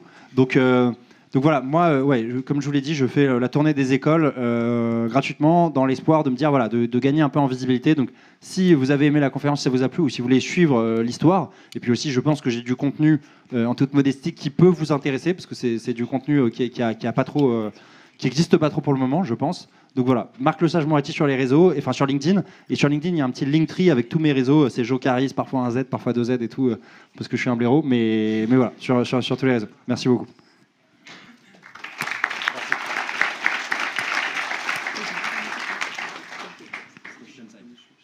Donc il y a Apolline et Thomas qui sont là. Posez vos questions si vous en avez. N'hésitez pas à lever la main. Bonjour. Ouais, là. Ça, là, regarde. Ouais, non, du coup, en fait, je voulais te demander comment ça se passait au niveau des services juridiques des banques d'investissement, parce que moi, je suis un DD droit, et du coup, ça m'intéresse de travailler en banque, mais plus dans ce secteur-là, donc si tu savais comment ça se passait. Ok, question que j'ai jamais eue encore. Je croyais que j'avais balisé toutes les questions et que j'allais ouvrir un tiroir un peu classique, mais non. Je pense que le légal, tu as tous les boulots un peu de la compliance. Voilà, je ne sais pas si c'est un truc qui t'intéresse, autour de ce qu'on appelle le KYC en banque, c'est-à-dire le Know Your Client, que tu comprennes un peu quel est le business de ton client, est-ce qu'il y a un risque de blanchiment d'argent ou pas, tu vois, en gros, et savoir d'où vient l'argent, quel est son business et tout ça. Ça, c'est toute la partie, tu vois, un peu compliance. Après, il y a d'autres choses, tu vois, vérifier qu'il n'y ait pas de délit d'initié, enfin tout ça, enfin tout ce qui touche à la compliance. Et après, alors moi, la manière dont c'était fait chez Goldman, mais je pense que ça peut être différent dans d'autres banques, c'est souvent on bossait avec des cabinets de lawyers externalisés, tu vois, c'est pour un besoin précis. Alors, je pense que c'était le cas parce que moi, je bossais chez Goldman en France et que du coup, ils connaissaient très peu le droit français, comment ça marche et tout ça. Donc, j'avais l'habitude de bosser avec des cabinets externes type Gilles, Ashurst, voilà. Je sais pas si ça te dit quelque chose. Mais donc, mais ouais, on les payait bien, tu vois. Donc je pense que c'est un business. De toute façon, ces boulots-là d'avocat et tout, c'est un truc dans une boîte, c'est hyper important. Et ça fait chier tout le monde de le faire. Donc, tu vois, si le gars qui s'y colle, il sera toujours bien payé, tu vois, à partir du moment où tu as ces deux axiomes de départ, tu vois, je pense. Voilà. Ok, merci. Je t'en prie.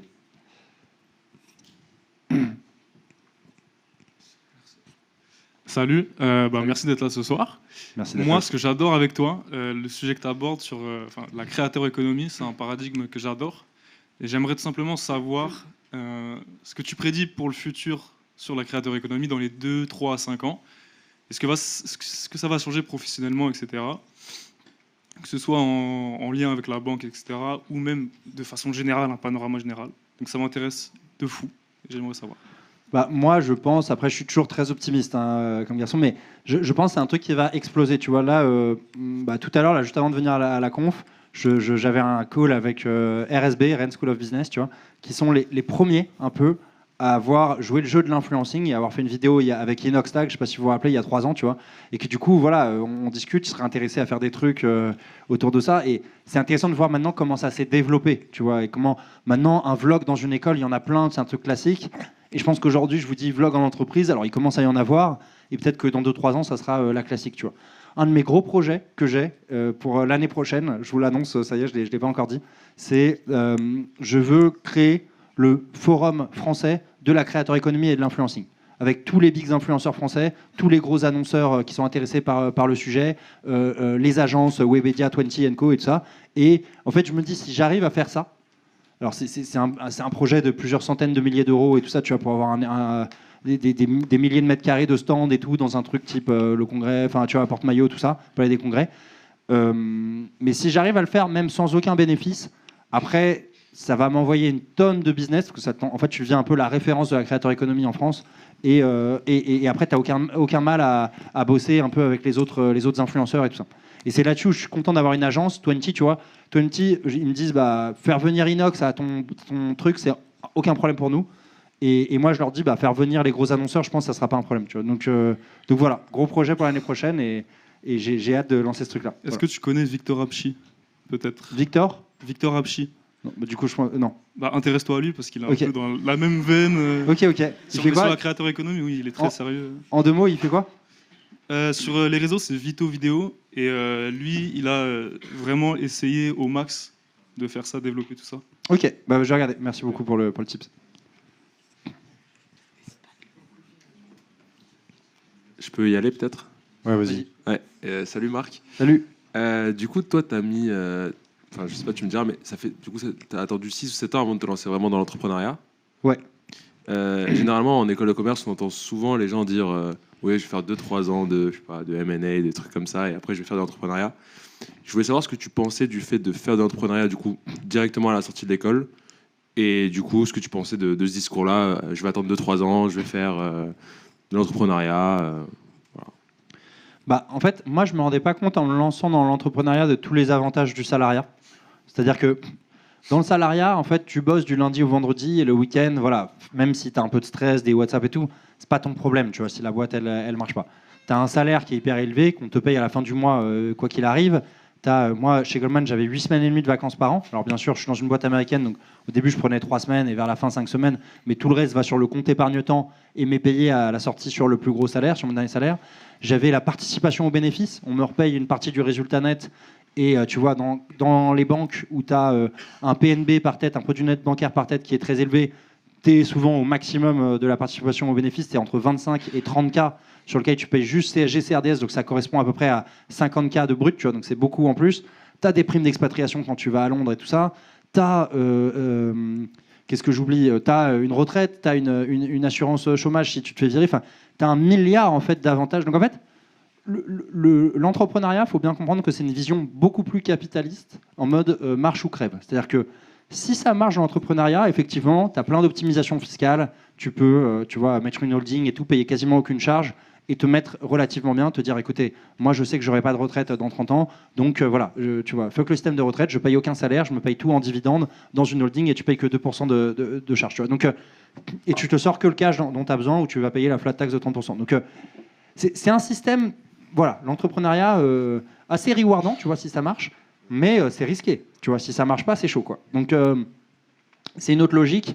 Et c'est vrai que moi, je suis content d'avoir des sous de côté. Tu vois, j'investis beaucoup de sous dans ma boîte. Là, je fais des apports en coup de courant un peu tous les mois. Et c'est sûr que j'ai de la chance par rapport à quelqu'un qui se lance sans rien de côté. Tu vois, c'est un avantage que j'ai par rapport aux autres, tu vois. Merci. J'en vais. Ouais. Juste là. Bonjour, j'avais 2 petites questions. La première, c'est tu as fait plusieurs vidéos sur tout ce qui est processus stochastique, simulation de Monte-Carlo, etc. Ouais, j'ai fait ça. C'était super pour complémenter un peu le hull, quelque chose de vidéo. Est-ce que tu comptes en refaire? Et aussi, tu as fait une vidéo avec Cara Operto qui fait en ce moment, par exemple, des afterwork, on peut la rencontrer. Est-ce que tu comptes faire des choses à plus taille humaine pour qu'on puisse discuter plus avec toi? Bah, c'est un peu ce que j'essaye de faire, tu vois, sur le roadshow. J'essaye toujours d'être le plus accessible possible. Je pense que c'est la chance que j'ai d'avoir une petite communauté aussi, c'est que du coup, je peux prendre le temps de parler aux gens et tout. J'essaye de répondre le plus possible aux DM, tu vois, même si parfois j'ai pas le temps, tu vois. Donc voilà, c'est un truc que je veux garder. Je me rends compte que l'échange avec la communauté, déjà, tu vois, on me dit des gens auxquels j'aurais pas pensé les faire intervenir et tout. Donc c'est une source d'idées qui m'aide énormément. C'est gratifiant pour moi et ça me donne de la force pour la suite de me rendre compte qu'il y a une communauté qui est engagée, qui me soutient, qui s'intéresse au projet et tout ça. Donc, ouais, c'est complètement quelque chose que j'ai envie de continuer à faire, tu vois. Et là, je réfléchis à faire des petits events un peu marrants qui vont pas forcément être full rentables, mais qui montrent à la commu que je suis présente sur des sujets qui m'intéressent. Tu vois, typiquement, avec Grenoble, on est en train de se demander si on va pas faire un vlog à l'Altiglist, tu vois. Voilà, et d'être présent sur ce genre d'event étudiant où moi, ça me fait marrer. Faut qu'on trouve un truc où ça soit quand même... pas déconnant par rapport au business et tout, tu vois, et à ce qu'on veut montrer, mais je pense continuer à faire des trucs comme ça, ouais. Je pense continuer à faire des trucs comme ça. J'ai répondu qu'à une question sur 2, non? C'était quoi l'autre question? En gros, tu as fait des vidéos sur tout ce oui, qui sur le processus stochastique. Est-ce que tu comptes continuer à en faire ou tu as abandonné le projet? Bah, je pense que j'ai fait pas mal de trucs là-dessus, et en fait, Ziad, avec qui j'ai fait une vidéo, tu vois, qui est un ancien trader, enfin qui est actuellement un trader à Hong Kong chez Société Générale, va monter une plateforme sur la finance de marché de formation. Et en fait, ça n'existe pas parce qu'à Lumina, ils font que la finance d'entreprise ou TradingView, tu vois. Et donc, moi, j'avais jamais voulu faire ce business de formation. Par contre, s'il y a des bonnes formations et que je peux faire de l'influencing dessus, pourquoi pas. Mais tu vois, c'est la raison pour laquelle je lui ai pas dit oui, c'est que j'ai pas eu le temps encore de revoir tout son contenu. Même chose avec TradingView et d'autres plateformes. Par contre, je leur ai dit non. Voilà. Ok, merci pour tout. Salut. Salut, ça, gauche, droite. Okay. Merci d'être venu. Moi, ma question, justement, ça va être un peu la suite. C'est je me posais la question, parce que je suis aussi intéressé par la création de revenus dans la creator economy. C'est Chiara Operto, justement, il est en train de faire une structure de préparation, mais plus M&A, et il y a pas mal de monde dessus. Pourquoi tu n'as pas pensé à faire, je sais pas, des formations, même un SaaS d'entraînement sur tout ce qui est process en finance de marché? En fait, c'est pas le projet qui m'intéresse. Tu vois, moi, c'est vraiment la big picture sur la creator economy. Ce qui m'intéresse, c'est d'avoir une communauté qui me suit pour des valeurs. J'aimerais bien que les valeurs que la communauté m'attribue, ça soit le tryhard et l'authenticité. Et une fois que j'arrive à fédérer une communauté là-dessus, arriver à avoir une communauté qui me suit sur différents types de projets. Tu vois. Moi, je vois plus le truc en mode... tu vois, il faut rêver pour avancer, donc je vois plus le truc en mode Squeezie, tu peux monter ton GP Explorer et tu auras une communauté qui te suit sur tous les projets et tu vois, moi, être prof de finance, je le voyais en mode tu vas être le prof de finance du dimanche sur YouTube, tu vois, et ça m'intéressait pas. Donc voilà, je le voyais comme ça. Après, si Chiara s'épanouit dedans, c'est un super truc pour elle. Et ce qui m'intéresse, tu vois, par exemple, au moment où on parlait justement avec l'agence de maintenant, si tu commences à avoir un peu ta niche des étudiants en finance, il faut que tu arrives à scale quand même. Tu vois, même si une niche, ça peut être intéressant, on l'a dit, il faut quand même scale un petit peu. Et donc eux, ils me disaient, il faut que tu deviennes un peu le vulgarisateur de la finance sur YouTube. Et ça m'intéressait pas du tout, parce que j'estime que la finance, alors bien sûr, tu n'as jamais fait le tour et tout, mais j'avais l'impression d'avoir vu, moi, ce qui m'intéressait. Et donc, en fait, ce qui m'intéresse beaucoup plus aujourd'hui, ça a été de monter ce talk show Les métiers de rêve, où j'ai des intervenants type Jean de la Roche-Brochard sur le VC, un domaine que je connais beaucoup moins, que j'interviewe, et je vais étendre sur tous les métiers qui s'offrent aux étudiants comme vous, tu vois. Donc c'est plus ça qui m'intéresse, c'est de couvrir, on va dire, à 60-70% tous les domaines qui s'offrent à vous, plutôt que de faire une verticale à 100% dans la finance de marché, même si voilà, je commence à avoir fait quand même pas mal de vidéos assez poussées sur le sujet, et je pense que, honnêtement, moi, si j'avais les connaissances que je vous ai données sur les vidéos que j'ai montrées, où j'explique un peu c'est quoi les problèmes de lissage d'une digitale ou ce genre de choses, à l'époque, je ne connaissais pas du tout ça, et ça, je pense, suffit largement à choper un premier stage, et après, tout le reste, tu l'apprends sur le tas, tu vois. Donc voilà. Donc en fait, voilà, je le ferai en poussant des formations que je certifie et qui sont intéressantes, mais c'est pas ce sur quoi j'ai envie de mettre mon énergie, justement parce que mon focus c'est la creator economy. Merci, c'est super clair. Merci. Vas-y. Sinon à la voix, je t'entendrai, je pense. Bonjour, merci d'être venu. Tu parles beaucoup de challenge intellectuel. Quel est pour toi le plus gros challenge intellectuel de la creator economy? Ce qui est intéressant en fait dans la creator economy, c'est que c'est nouveau, tu vois, c'est pionnier. Et en fait, il y a 1 milliard de use cases qui vont exister qu'on n'a pas encore vu, tu vois. Moi, c'était hyper intéressant de me dire, ok, j'utilise la creator economy pour faire un contenu authentique qui fait que tu as une audience qui te suit et d'utiliser l'influencing sur le use case de la marque employeur, tu vois. Mais je pense qu'après, il y a plein d'autres trucs, tu vois. Moi, du coup, comme je commençais à avoir pas mal de business rentrant et que j'ai pas le temps de tout traiter, je me suis associé avec un de mes super potes qui a monté plein de boîtes pendant 7 ans et qui a l'expérience d'entrepreneur. Tu en parlais tout à l'heure de l'entrepreneuriat. Je pense que le plus gros risque dans l'entrepreneuriat, c'est pas l'idée. Tu vois, une bonne idée.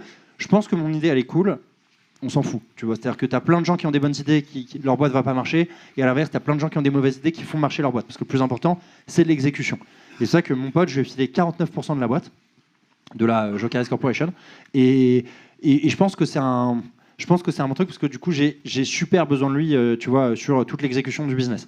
Et lui, la manière dont il voit ce qu'est le truc, c'est qu'il se dit, là, on fait le truc avec toi, qui est un peu l'influenceur banque, mais peut-être que plus tard, on va avoir l'influenceur maison de luxe, tu vois, qui a fait toute sa carrière chez LVMH ou quoi, tu vois, et on va répliquer le business sur plein d'autres trucs, tu vois. Donc, je pense qu'il y a plein de choses à faire, tu vois.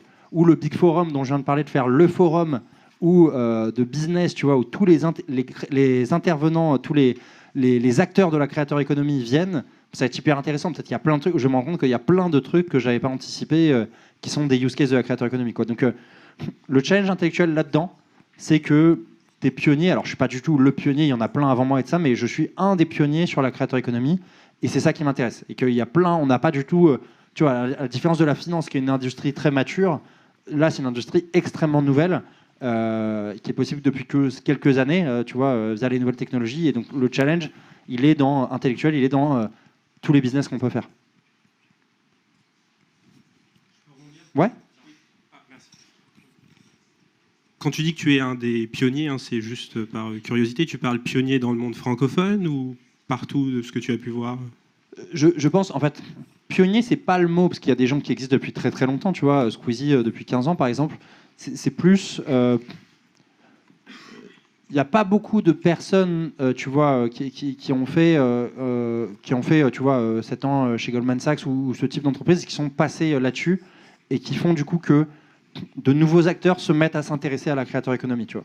Et je pense que c'est pour ça qu'avec une aussi petite communauté, 20 s'est intéressé à moi et a voulu me signer. C'est qu'ils se sont dit, OK, ce gars-là va nous permettre de démocratiser ce que c'est que la créateur économie à des acteurs qui n'entendaient pas du tout parler, tu vois. En fait, il ne faut pas oublier que la créateur économie, on en parle et de ça, c'est un tout petit truc, tu vois. Twitter, il y a 10 millions de gens sur Twitter en France, tu vois. On est 70 millions. Donc ça reste une niche, tu vois. Squeezie, il est connu par une niche, tu vois. Enfin, une niche. Par un petit monde, tu vois. Ça reste un petit monde. Tu as plein de gens, les plus de 30 ans, peut-être vous, ça vous paraît évident, mais les plus de 30 ans aujourd'hui, tu vois, certains ne savent pas ce que c'est que TikTok, tu vois. Ils savent pas ce que c'est que Twitch. Tu leur dis Twitch, ils disent ah oui, la console de jeu, là, et ça, je dis non, c'est la Switch. Enfin, ils ne savent pas ce que c'est vraiment, tu vois. Donc, moi, c'est ça que je trouvais aussi intéressant, et c'était une des lignes directrices que je voulais aborder en fait dans ma création de contenu, c'était faire le pont entre les jeunes et les boomers, tu vois, un peu. Tu vois, c'est pour ça que je communique énormément sur LinkedIn, c'est qu'il y a des gens qui me disent ah c'est intéressant, c'est ça la créateur économie, je savais pas du tout, personne s'y intéresse, alors qu'en fait ça touche beaucoup de gens, mais tu vois, il y a peu de gens qui s'y intéressent et tout, et voilà. Donc pionnier, c'était peut-être pas le bon mot, mais on va dire voilà, une des personnes qui œuvre pour la démocratisation de ce que c'est, on va dire plutôt. D'accord, merci. Bonjour. Ma première question, c'est étant étudiant à l'ESCP et après avoir découvert donc la finance de marché, aviez-vous déjà une idée du type de société dans lesquelles vous rêverez, par exemple, de pouvoir travailler? Et la deuxième question, c'est quel conseil souhaitez-vous donner à ces jeunes étudiants qui viennent de finir leurs études et qui souhaitent entamer un métier vers la finance, s'orienter vers un métier qui les passionne ou s'orienter vers un métier où il y a de l'argent? Ok. En fait, c'est une très bonne question parce que moi, il faut comprendre que je suis allé dans la finance de marché par passion, en fait. C'est ça qui est marrant. C'est-à-dire que je suis allé dans la finance de marché parce que je me suis dit, ok, ce truc-là, c'est comme un jeu vidéo. C'est excitant, il y a de l'adrénaline, tu es en train de faire des maths et des trucs logiques toute la journée, et tes journées passent vite, tu les vois pas passer. Tu vois. À la fin de mon année de pré-master, j'avais fait un stage en private equity pendant 3 mois, c'était hyper intéressant. Mais voilà, à 16h, je commençais à regarder l'heure sous les coups de la digestion et à me dire bon, quand est-ce que j'y vais, tu vois. La finance de marché, le seul moment où tu regardes l'heure, c'est à 17h en te disant putain, merde, il me reste que 30 minutes avant que le marché close et j'ai encore 4 trades à closer, tu vois. Donc c'est très fun en vrai, tu vois, comme job par plein d'aspects, tu vois. Et donc moi, je l'ai fait vraiment par passion. Et en fait, je pense que je suis quelqu'un de trop paresseux pour réussir à bosser sur un truc qui me drive pas à fond, tu vois. Et ça, j'ai toujours suivi un peu mon instinct. Quand je suis arrivé en école de commerce et que je me suis rendu compte qu'il n'y avait aucun job de maths que je pouvais faire et que c'était le seul en finance de marché, d'ailleurs qui n'était pas du tout mis en avant à mon époque par l'école de commerce, on me disait bah, tu as fait une école de commerce, donc en finance tu feras de la fusion-acquisition. Moi je ne comprenais pas parce qu'on m'avait dit en finance il y a des maths et en fusion-acquisition, no offense, le truc le plus advanced c'est des multiplications, tu vois. Donc voilà, et donc j'ai découvert effectivement la finance de marché un peu plus tard, monsieur en a parlé, et ça a été un coup de foudre pour moi, tu vois. Je me suis dit c'est top, il faut absolument que je fasse ça, tu vois. Donc j'ai suivi ma passion et à ce moment-là, je me voyais, comme là, on parle de, je rêve de devenir, enfin, tu vois, je vais viser en tout cas tout pour continuer à tu vois, avoir de grandes ambitions. À cette époque-là, quand je rentre chez Goldman, je me vois potentiellement devenir partenaire et pourquoi pas Lloyd Blankfein, tu vois. Enfin, en tout cas, l'objectif, il est là, tu vois, et j'y vais pour aller au bout, tu vois. J'y vais pas du tout pour me dire, je cachine et après, je fais autre chose, tu vois. Mais ce qui est la logique de plein de gens en banque, et j'ai aucun mépris pour cette logique-là, tu vois. Encore une fois, il faut bien comprendre, je suis né la cuillère en or dans la bouche. J'avais une collègue indienne, typiquement, qui, chaque fin de mois, envoyait de l'oseille à sa famille en Inde. Tu vois. Moi, j'ai la chance, en fait, de ne pas avoir ces contraintes-là. Tu vois. Donc, je le faisais pour la passion, parce que ça m'excitait, ça me drivait, et c'était fun. Et pas pour... Et c'était la cerise sur le gâteau. J'étais hyper content d'être bien payé, tu vois, mais ce n'était pas pour ça que je faisais ça. Quel conseil je donnerais aux jeunes qui veulent se lancer dans la finance?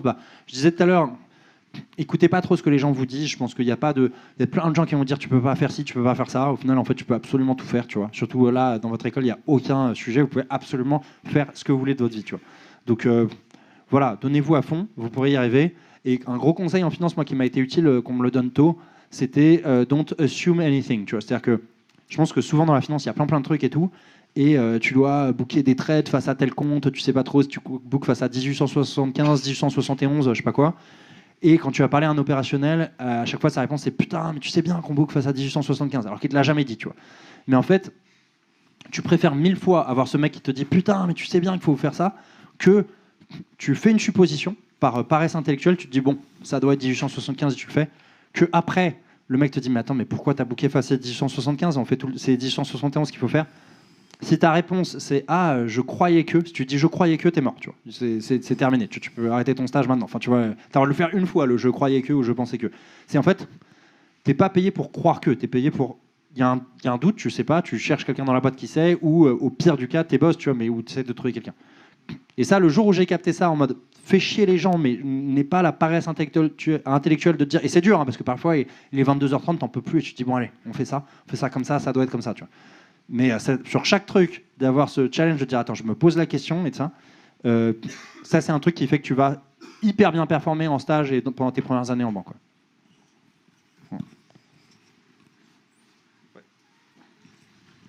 Bonjour Marc, merci d'être là ce soir.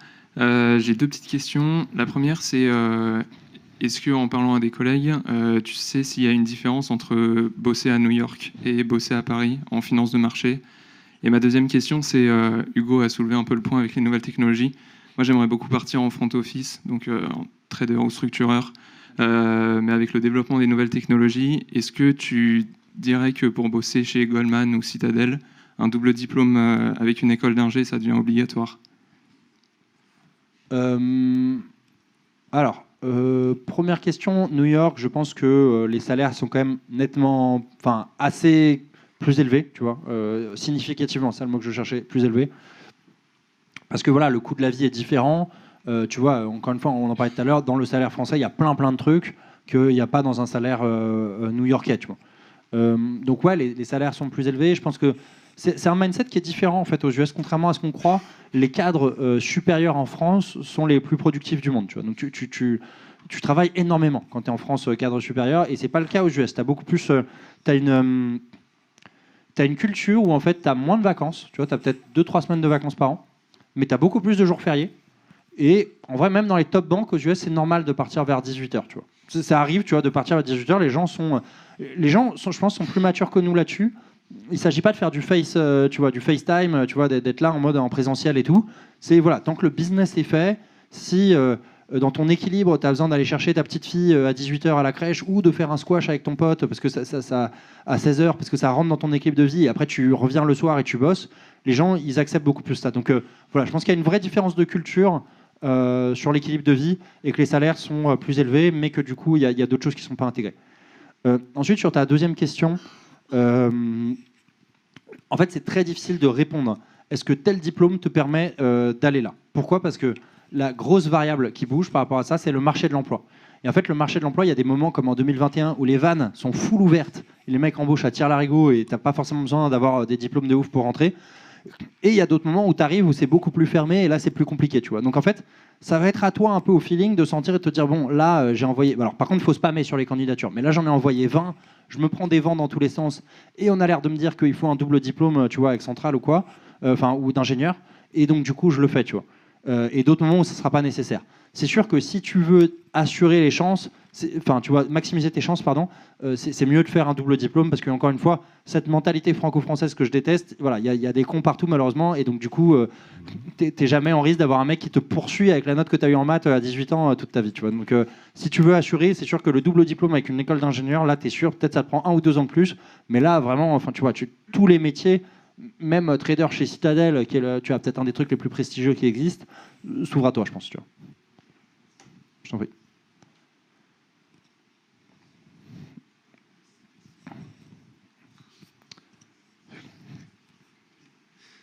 Bonjour Marc. Salut. En parlant de challenge, à quand le niveau de challenger sur LoL ? Alors pour ceux qui ne savent pas, Master c'est top 0,5%, Challenger c'est top 0,02%. Moi, la vérité c'est qu'une des grosses raisons pour laquelle j'ai arrêté LoL, c'est que c'était hyper dur. Tu vois, c'est-à-dire que pour te donner des chiffres, pour ceux qui ne les ont pas, du coup j'imagine que tu les as, la LEC, donc la Champions League sur LoL, il y a 10 clubs de 5 joueurs, donc 50 places. Okay, dans LoL, dans le monde, il y a 125 millions de joueurs. Dans le football, par exemple, et en plus, ouais, en plus c'est encore plus dur en LEC. Bref, dans le football, par exemple, pour aller jouer en Champions League, il y a 32 clubs de 23 joueurs, ça fait à peu près 600 places. 600 divisé par 50, ça fait 12 fois plus. il n'y a pas 12 fois 125 millions de joueurs, c'est-à-dire 1,5 milliard de joueurs au foot qui s'entraînent tous les jours. Donc en fait, c'est beaucoup plus dur de devenir faker que de devenir Cristiano Ronaldo ou Léo Messi. Tu vois. Donc, et ça, moi, je m'en suis rendu compte. Moi, en fait, à mon humble niveau, parce que je suis que allé dans le top 0,5%, mais j'ai entrevu ce que c'était qu'être un pro player. J'ai fait 12 heures par jour, 6 jours par semaine. Et il faut savoir que Kazewa, quand je lui ai dit ça, enfin, bon, peut-être vous connaissez l'histoire, mais quand j'ai dit à Kazé, OK, on se met d'accord, on va faire un entraînement pendant 3 mois, Kazé m'a dit, OK, très bien. Je lui ai dit, bon, en gros, ça consiste en quoi l'entraînement pendant 3 mois? Kazé m'a dit, c'est très simple. Moi, Kazewa, quand j'étais top 10 européen, et que je voulais passer top 3 européen, c'est-à-dire qu'il n'y ait que Alfari et Odo Amné qui me battent en top lane, ce que j'ai fait, c'est que je m'entraînais 20 heures par jour et pendant les 4 heures de ma nuit, je revoyais les 60 premières waves dans ma tête. Je lui ai dit, Kazé, on va mettre ma meuf sur le call, parce que je pense qu'on va avoir un problème. Et Kazé m'a répondu, ah merde, j'avoue que normalement, je coach pas trop les gens qui sont meufhead. Là, je comprends qu'en fait, j'ai un nerf sur LoL, c'est que je suis meufhead, tu vois. Donc bref, donc on fait une conversation à 3 et puis on arrive à se mettre d'accord sur 12 heures, 6 jours sur 7, mais 12 heures, 6 jours sur 7, pendant 3 mois, j'ai pas fait une soirée avec des potes, j'ai pas bu une goutte d'alcool. Tu vois, c'est hyper dur. Dormir 8 heures par nuit, bouffer des noix, etc. Enfin, j'avais une hygiène de vie d'un e-athlète et tous les sacrifices que ça impose. Et 12 heures comme ça sur mon jeu, tu vois. Et puis ma meuf me retrouvait le soir et tu vois, j'étais encore dans l'adrénaline de la partie et tout ça. Enfin, c'est... Les gens ont du mal à s'imaginer à quel point c'est aliénant et à quel point c'est dur en fait, parce que c'est un jeu, donc ça fait marrer les gens, donc les gens naturellement vont y passer 3-4 heures par jour, les geeks, donc il y a des gens naturellement qui ont un bon niveau. Donc en fait, si tu veux percer, aller au-dessus de ça, il faut faire des sacrifices, t'as pas idée, tu vois. Donc en fait, voilà, là je suis content de pouvoir respirer, voir des gens et tout ça, et je sais pas si je ferai la charge supplémentaire, mais en même temps je te dis ça, il y a des moments où ça me travaille, et je sais que je vais rouvrir sur un coup de tête, mais voilà, c'était... Ouais, c'est certainement une des top 2 expériences les plus challengeantes de ma vie avec le stage de 6 mois chez Goldman. Mais loin devant la prépa pour rentrer en école de commerce. Vraiment. Yes, ouais. Plein de questions du coup. Me fait de... Donc merci d'être là. Ma première question, ce serait en fait, est-ce que après avoir fait tout ce que tu voulais faire dans la Creator Economy, tu serais prêt à repartir en banque? Jamais. Question répondue. Même si t'es pas en VP, c'était pour refaire des maths en fait. Non, ouais. En fait, je peut-être je vous ai dégoûté de l'entrepreneuriat tout à l'heure, mais là, moi, tu vois, je bosse 7 jours sur 7 et je suis hyper content et je le vis pas comme du boulot, tu vois. C'est-à-dire que c'est mon projet, c'est mon bébé, c'est trop cool, tu vois. Et j'adore, tu vois, ce que je fais là. Tu vois, ce week-end, je suis en train de préparer le studio dans l'agence, en train de me dire, on va mettre les canapes comme ça. Et ça. Enfin, c'est marrant, tu vois, les trucs qu'on fait. On est en train de préparer les vlogs. Ça me fait marrer, en fait, ce que je fais tous les jours, tu vois. Donc, quand tu fais vraiment le truc qui te fait marrer versus il faut envoyer un sombre fichier Excel ou un PowerPoint, j'exagère, mais c'est pas comme ça le job en salle de marché, tu vois. Mais t'as toujours dans ton job, dans le salariat, des trucs qui te cassent les couilles, forcément, tu vois. Des trucs de politique où tu te fais engueuler, quoi, mais t'as pas copié un tel sur le mail, mais c'est dramatique. Enfin, je comprenais pas pourquoi on passait des heures à parler de pourquoi j'avais pas copié un tel, ou pire, t'as copié un tel en deuxième et pas en premier. Or, c'est lui le managing director, tu sais bien ça va le rendre fou, tu vois. Je dis, putain, mais les gars, on est payé des centaines de milliers d'euros pour ça, là, pour dire, tu vois, ça me rendait fou. Donc, bref, jamais je retourne à la banque. Voilà. Et la deuxième question, c'était après 3 mois d'entraînement sur LoL, on prend combien de kilos? En vrai, ça allait en kilos, mais par contre, genre, j'ai vu l'interview que j'ai fait chez justement Dimitri de Major Prépa, et elle est profil de l'interview, et je suis vraiment en mode Gollum, tu vois. C'est-à-dire que je suis comme ça, avec la tête qui est relevée. Là, en fait, quand j'ai vu ça, et en plus, je faisais de la boxe anglaise. Et la boxe anglaise, en plus, ça te courbe aussi. Et là, en fait, quand j'ai eu ce déclic-là, je me suis dit, OK, j'arrête la boxe anglaise, j'arrête tout ça. Et je fais que du rowing, je fais que muscler le dos. Et je me dis, attends, mais mec, t'as 30 ans, t'as vu quand tu te tiens à 32 ans. Et donc, ça m'a fait un électrochoc, quoi. Donc, c'est pas le poids, moi, c'est vraiment sur le. Je trouvais que je me tenais hyper mal, ouais, après, ouais.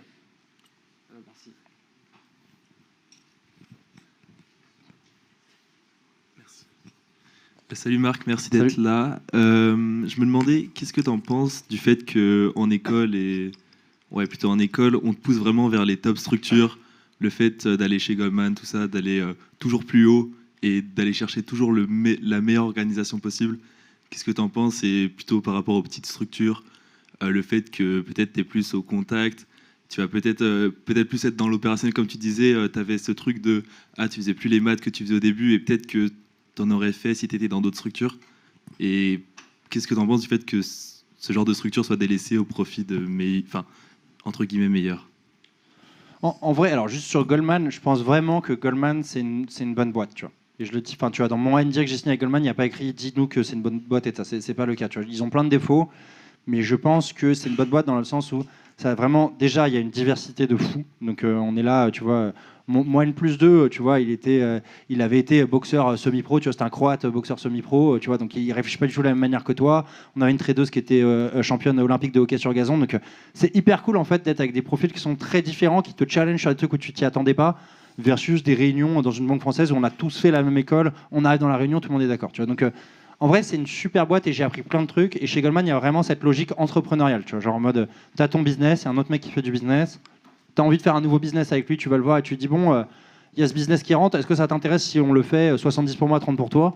Le mec il te dit non, fuck off, ça m'intéresse pas, et c'est terminé, fin de la conversation. Tu vois, il n'y a pas un juge de paix qui arrive dans l'eau qui fait ah si, mettez-vous d'accord, et ça c'est genre lui c'est pas rentable pour lui de le faire ou s'il gagne que 30% de PNB dessus, c'est terminé, tu vois. Et donc c'est peut-être antinomique à ce que je vous disais tout à l'heure, mais c'est vraiment chacun a son business, c'est des business différents. Toi, tu es sur les produits exotiques, vendeurs dérivés actions. Il y a le mec qui fait les dérivés taux. Le jour où tu as envie de faire un produit hybride entre les deux et que tu vas le voir, on essaie de se mettre d'accord pour faire des business ensemble. Tu vois. Donc voilà. Après, je comprends ce que tu veux dire. C'est sûr que tu vois. Ouais, je regarde pas mal. Tu vois un influenceur que je trouve assez cool qui s'appelle Théo Lion. Qui, tu vois, et je trouve que voilà, tu sens que dans la manière dont il a monté sa boîte chez Kudak et il t'explique un peu toutes les conneries qu'il a faites, c'est sûr qu'il a l'air d'apprendre des tonnes de trucs tous les jours, tu vois. Donc dans l'entrepreneuriat, tu apprends beaucoup aussi, tu vois. Mais c'est bien d'avoir fait les deux trucs, tu vois. Moi, je suis content d'avoir les deux expériences. Je sais comment parler à des très gros comptes clients. Mon expérience d'avant peut-être me donne un peu de légitimité aussi quand je vais aller voir des clients. Et je suis content de découvrir un peu ce côté plus on se démerde et tout ça. Ce qui est certain, en tout cas, c'est que l'école, elle est classée en fonction de deux trucs. Les mémoires de recherche qui sortent des profs, tu vois, donc c'est pour ça que les profs ne sont pas toujours hyper investis dans leurs cours, voilà, soit dit en passant, et les salaires de sortie à l'école, tu vois, c'est les deux gros trucs. Et donc du coup, voilà, bah, oui, ils vont t'orienter vers l'endroit où tu gagnes le plus, qui n'est pas forcément le plus intéressant pour toi. Donc c'est pour ça que, encore une fois, celui qui sait ce qui est le plus intéressant pour toi, c'est toi, mais il faut que tu fasses ta décision, tu prennes ta décision en connaissance de cause, et donc que tu aies parlé à plein de gens et que tu saches un peu tout ce qui existe, tout ce qui est possible, tu vois. Ok, merci beaucoup. J'en prie. 4 minutes pour 2-3 dernières questions. Oui. Okay. Bonjour Marc. Salut. Question à laquelle tu as un petit peu répondu tout à l'heure, mais en parlant du risque de l'entrepreneuriat, mais toi, dans quel état d'esprit tu étais quand tu es parti? Ce que je veux dire, c'est que est-ce que tu t'es posé une deadline, genre si dans 5 ans j'ai toujours 6 followers et l'ordi dans la chambre, est-ce que je retourne chez Goldman, ou est-ce que tu t'es dit bon, j'ai coffré 100 000 balles par an pendant 5 ans, je peux encore tenir 10 ans, enfin, dans quel état d'esprit t'étais, quoi? Je me disais, je me laisse 2 ans. Et je me disais, worst case scénario, dans 2 ans, tu as été pendant 7 ans, tu as bossé chez Goldman, et pendant 2 ans, tu as été créateur de contenu, tu as compris comment marchait tout le business de l'influencing, les algos des plateformes, tout ça, et tu as une super expérience à revendre derrière. Tu vois, c'était le plan B, c'est le worst case scénario. Mais je sais très bien que dans ma tête, j'ai jamais de plan B. C'est-à-dire que j'ai dit ça un peu aussi pour rassurer peut-être les gens autour de moi, en mode, il y a un plan B, c'est sérieux. Mais je sais très bien que moi, je fonctionne toujours en mode plan A, et ça va marcher, en fait. Je me mets pas l'option de ça ne va pas marcher, tu vois.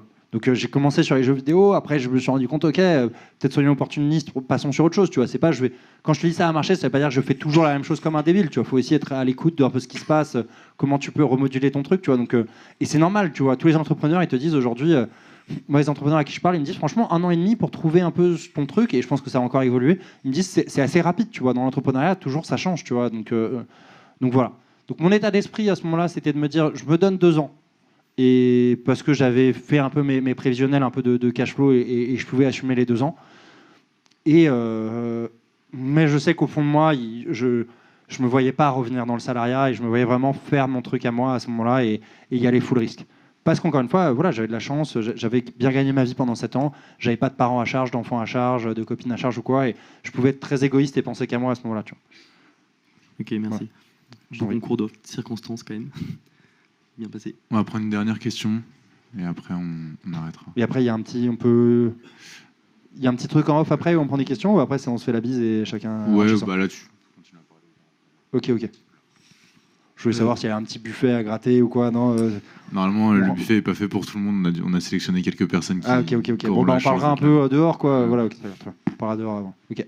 Salut Marc, moi ma question c'est un peu dans la continuité. J'avais déjà entendu parler sur Twitter du fait que t'expliquais que tu avais certains de tes collègues en fait qui avaient des énormes problèmes d'argent parce que tu es habitué à une sorte de train de vie complètement démesuré. On parle de temps en temps un peu de ces métiers comme la prison dorée. Toi, comment tu fais comment tu as fait à ce moment-là, parce que tu passes d'un truc où tu gagnes, je sais pas, plusieurs centaines de milliers d'euros, pour tout d'un coup réussir à accepter ce changement de train de vie, à pas trop en souffrir de tout d'un coup ce salaire qui apparaît plus, quoi.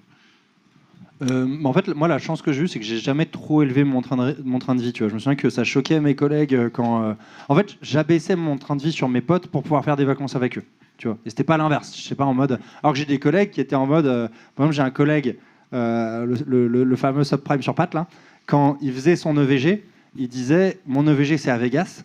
Et ses potes lui disaient, nous, on peut pas suivre à Vegas. Il leur disait, non, mais vous inquiétez pas, la veille, on fait une petite soirée et après, on va à Vegas avec ceux qui peuvent. Tu vois. Et bref, moi, je détestais cette mentalité-là et j'étais en mode, non. Et donc, quand je suis rentré du mois à New York, au début, c'était un mois à New York quand tu es dans ces banques-là, un peu pour faire justement un esprit de promo et rencontrer les autres gens qui vont travailler à Sydney, à Hong Kong, à New York, tout ça.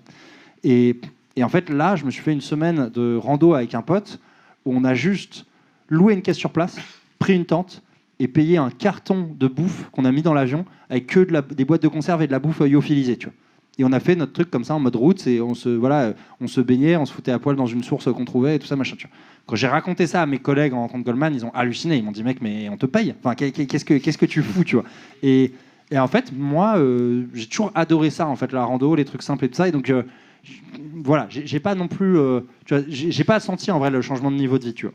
Le gros aujourd'hui, tu vois, je dois dépenser 5 500 € par mois. 4 000, c'est remboursement de mon appart. 1 500, c'est mes dépenses, tu vois. Donc voilà, et remboursement de mon appart, vu les taux d'intérêt auxquels j'ai emprunté 0,75%, tu as très très peu de charges d'intérêt. Donc en fait, c'est même pas une dépense, c'est comme un placement forcé. Et si jamais j'arrive pas à rembourser mon appart, c'est pas grave, je débouclerai le trade. Mais tu vois, j'ai juste forcé de l'épargne, mais c'est pas perdu mes 4 000, tu vois. C'est juste je me force à économiser en quelque sorte, tu vois. Donc moi, je l'ai pas senti pour le moment, tu vois. Après voilà, c'est sûr que je suis en négatif tous les mois très largement et que d'ici fin 2024, ça serait bien que le business marche un peu. Ouais. Merci beaucoup d'avoir été là ce soir, Jocaris. Merci de m'avoir accueilli. Merci, c'est cool.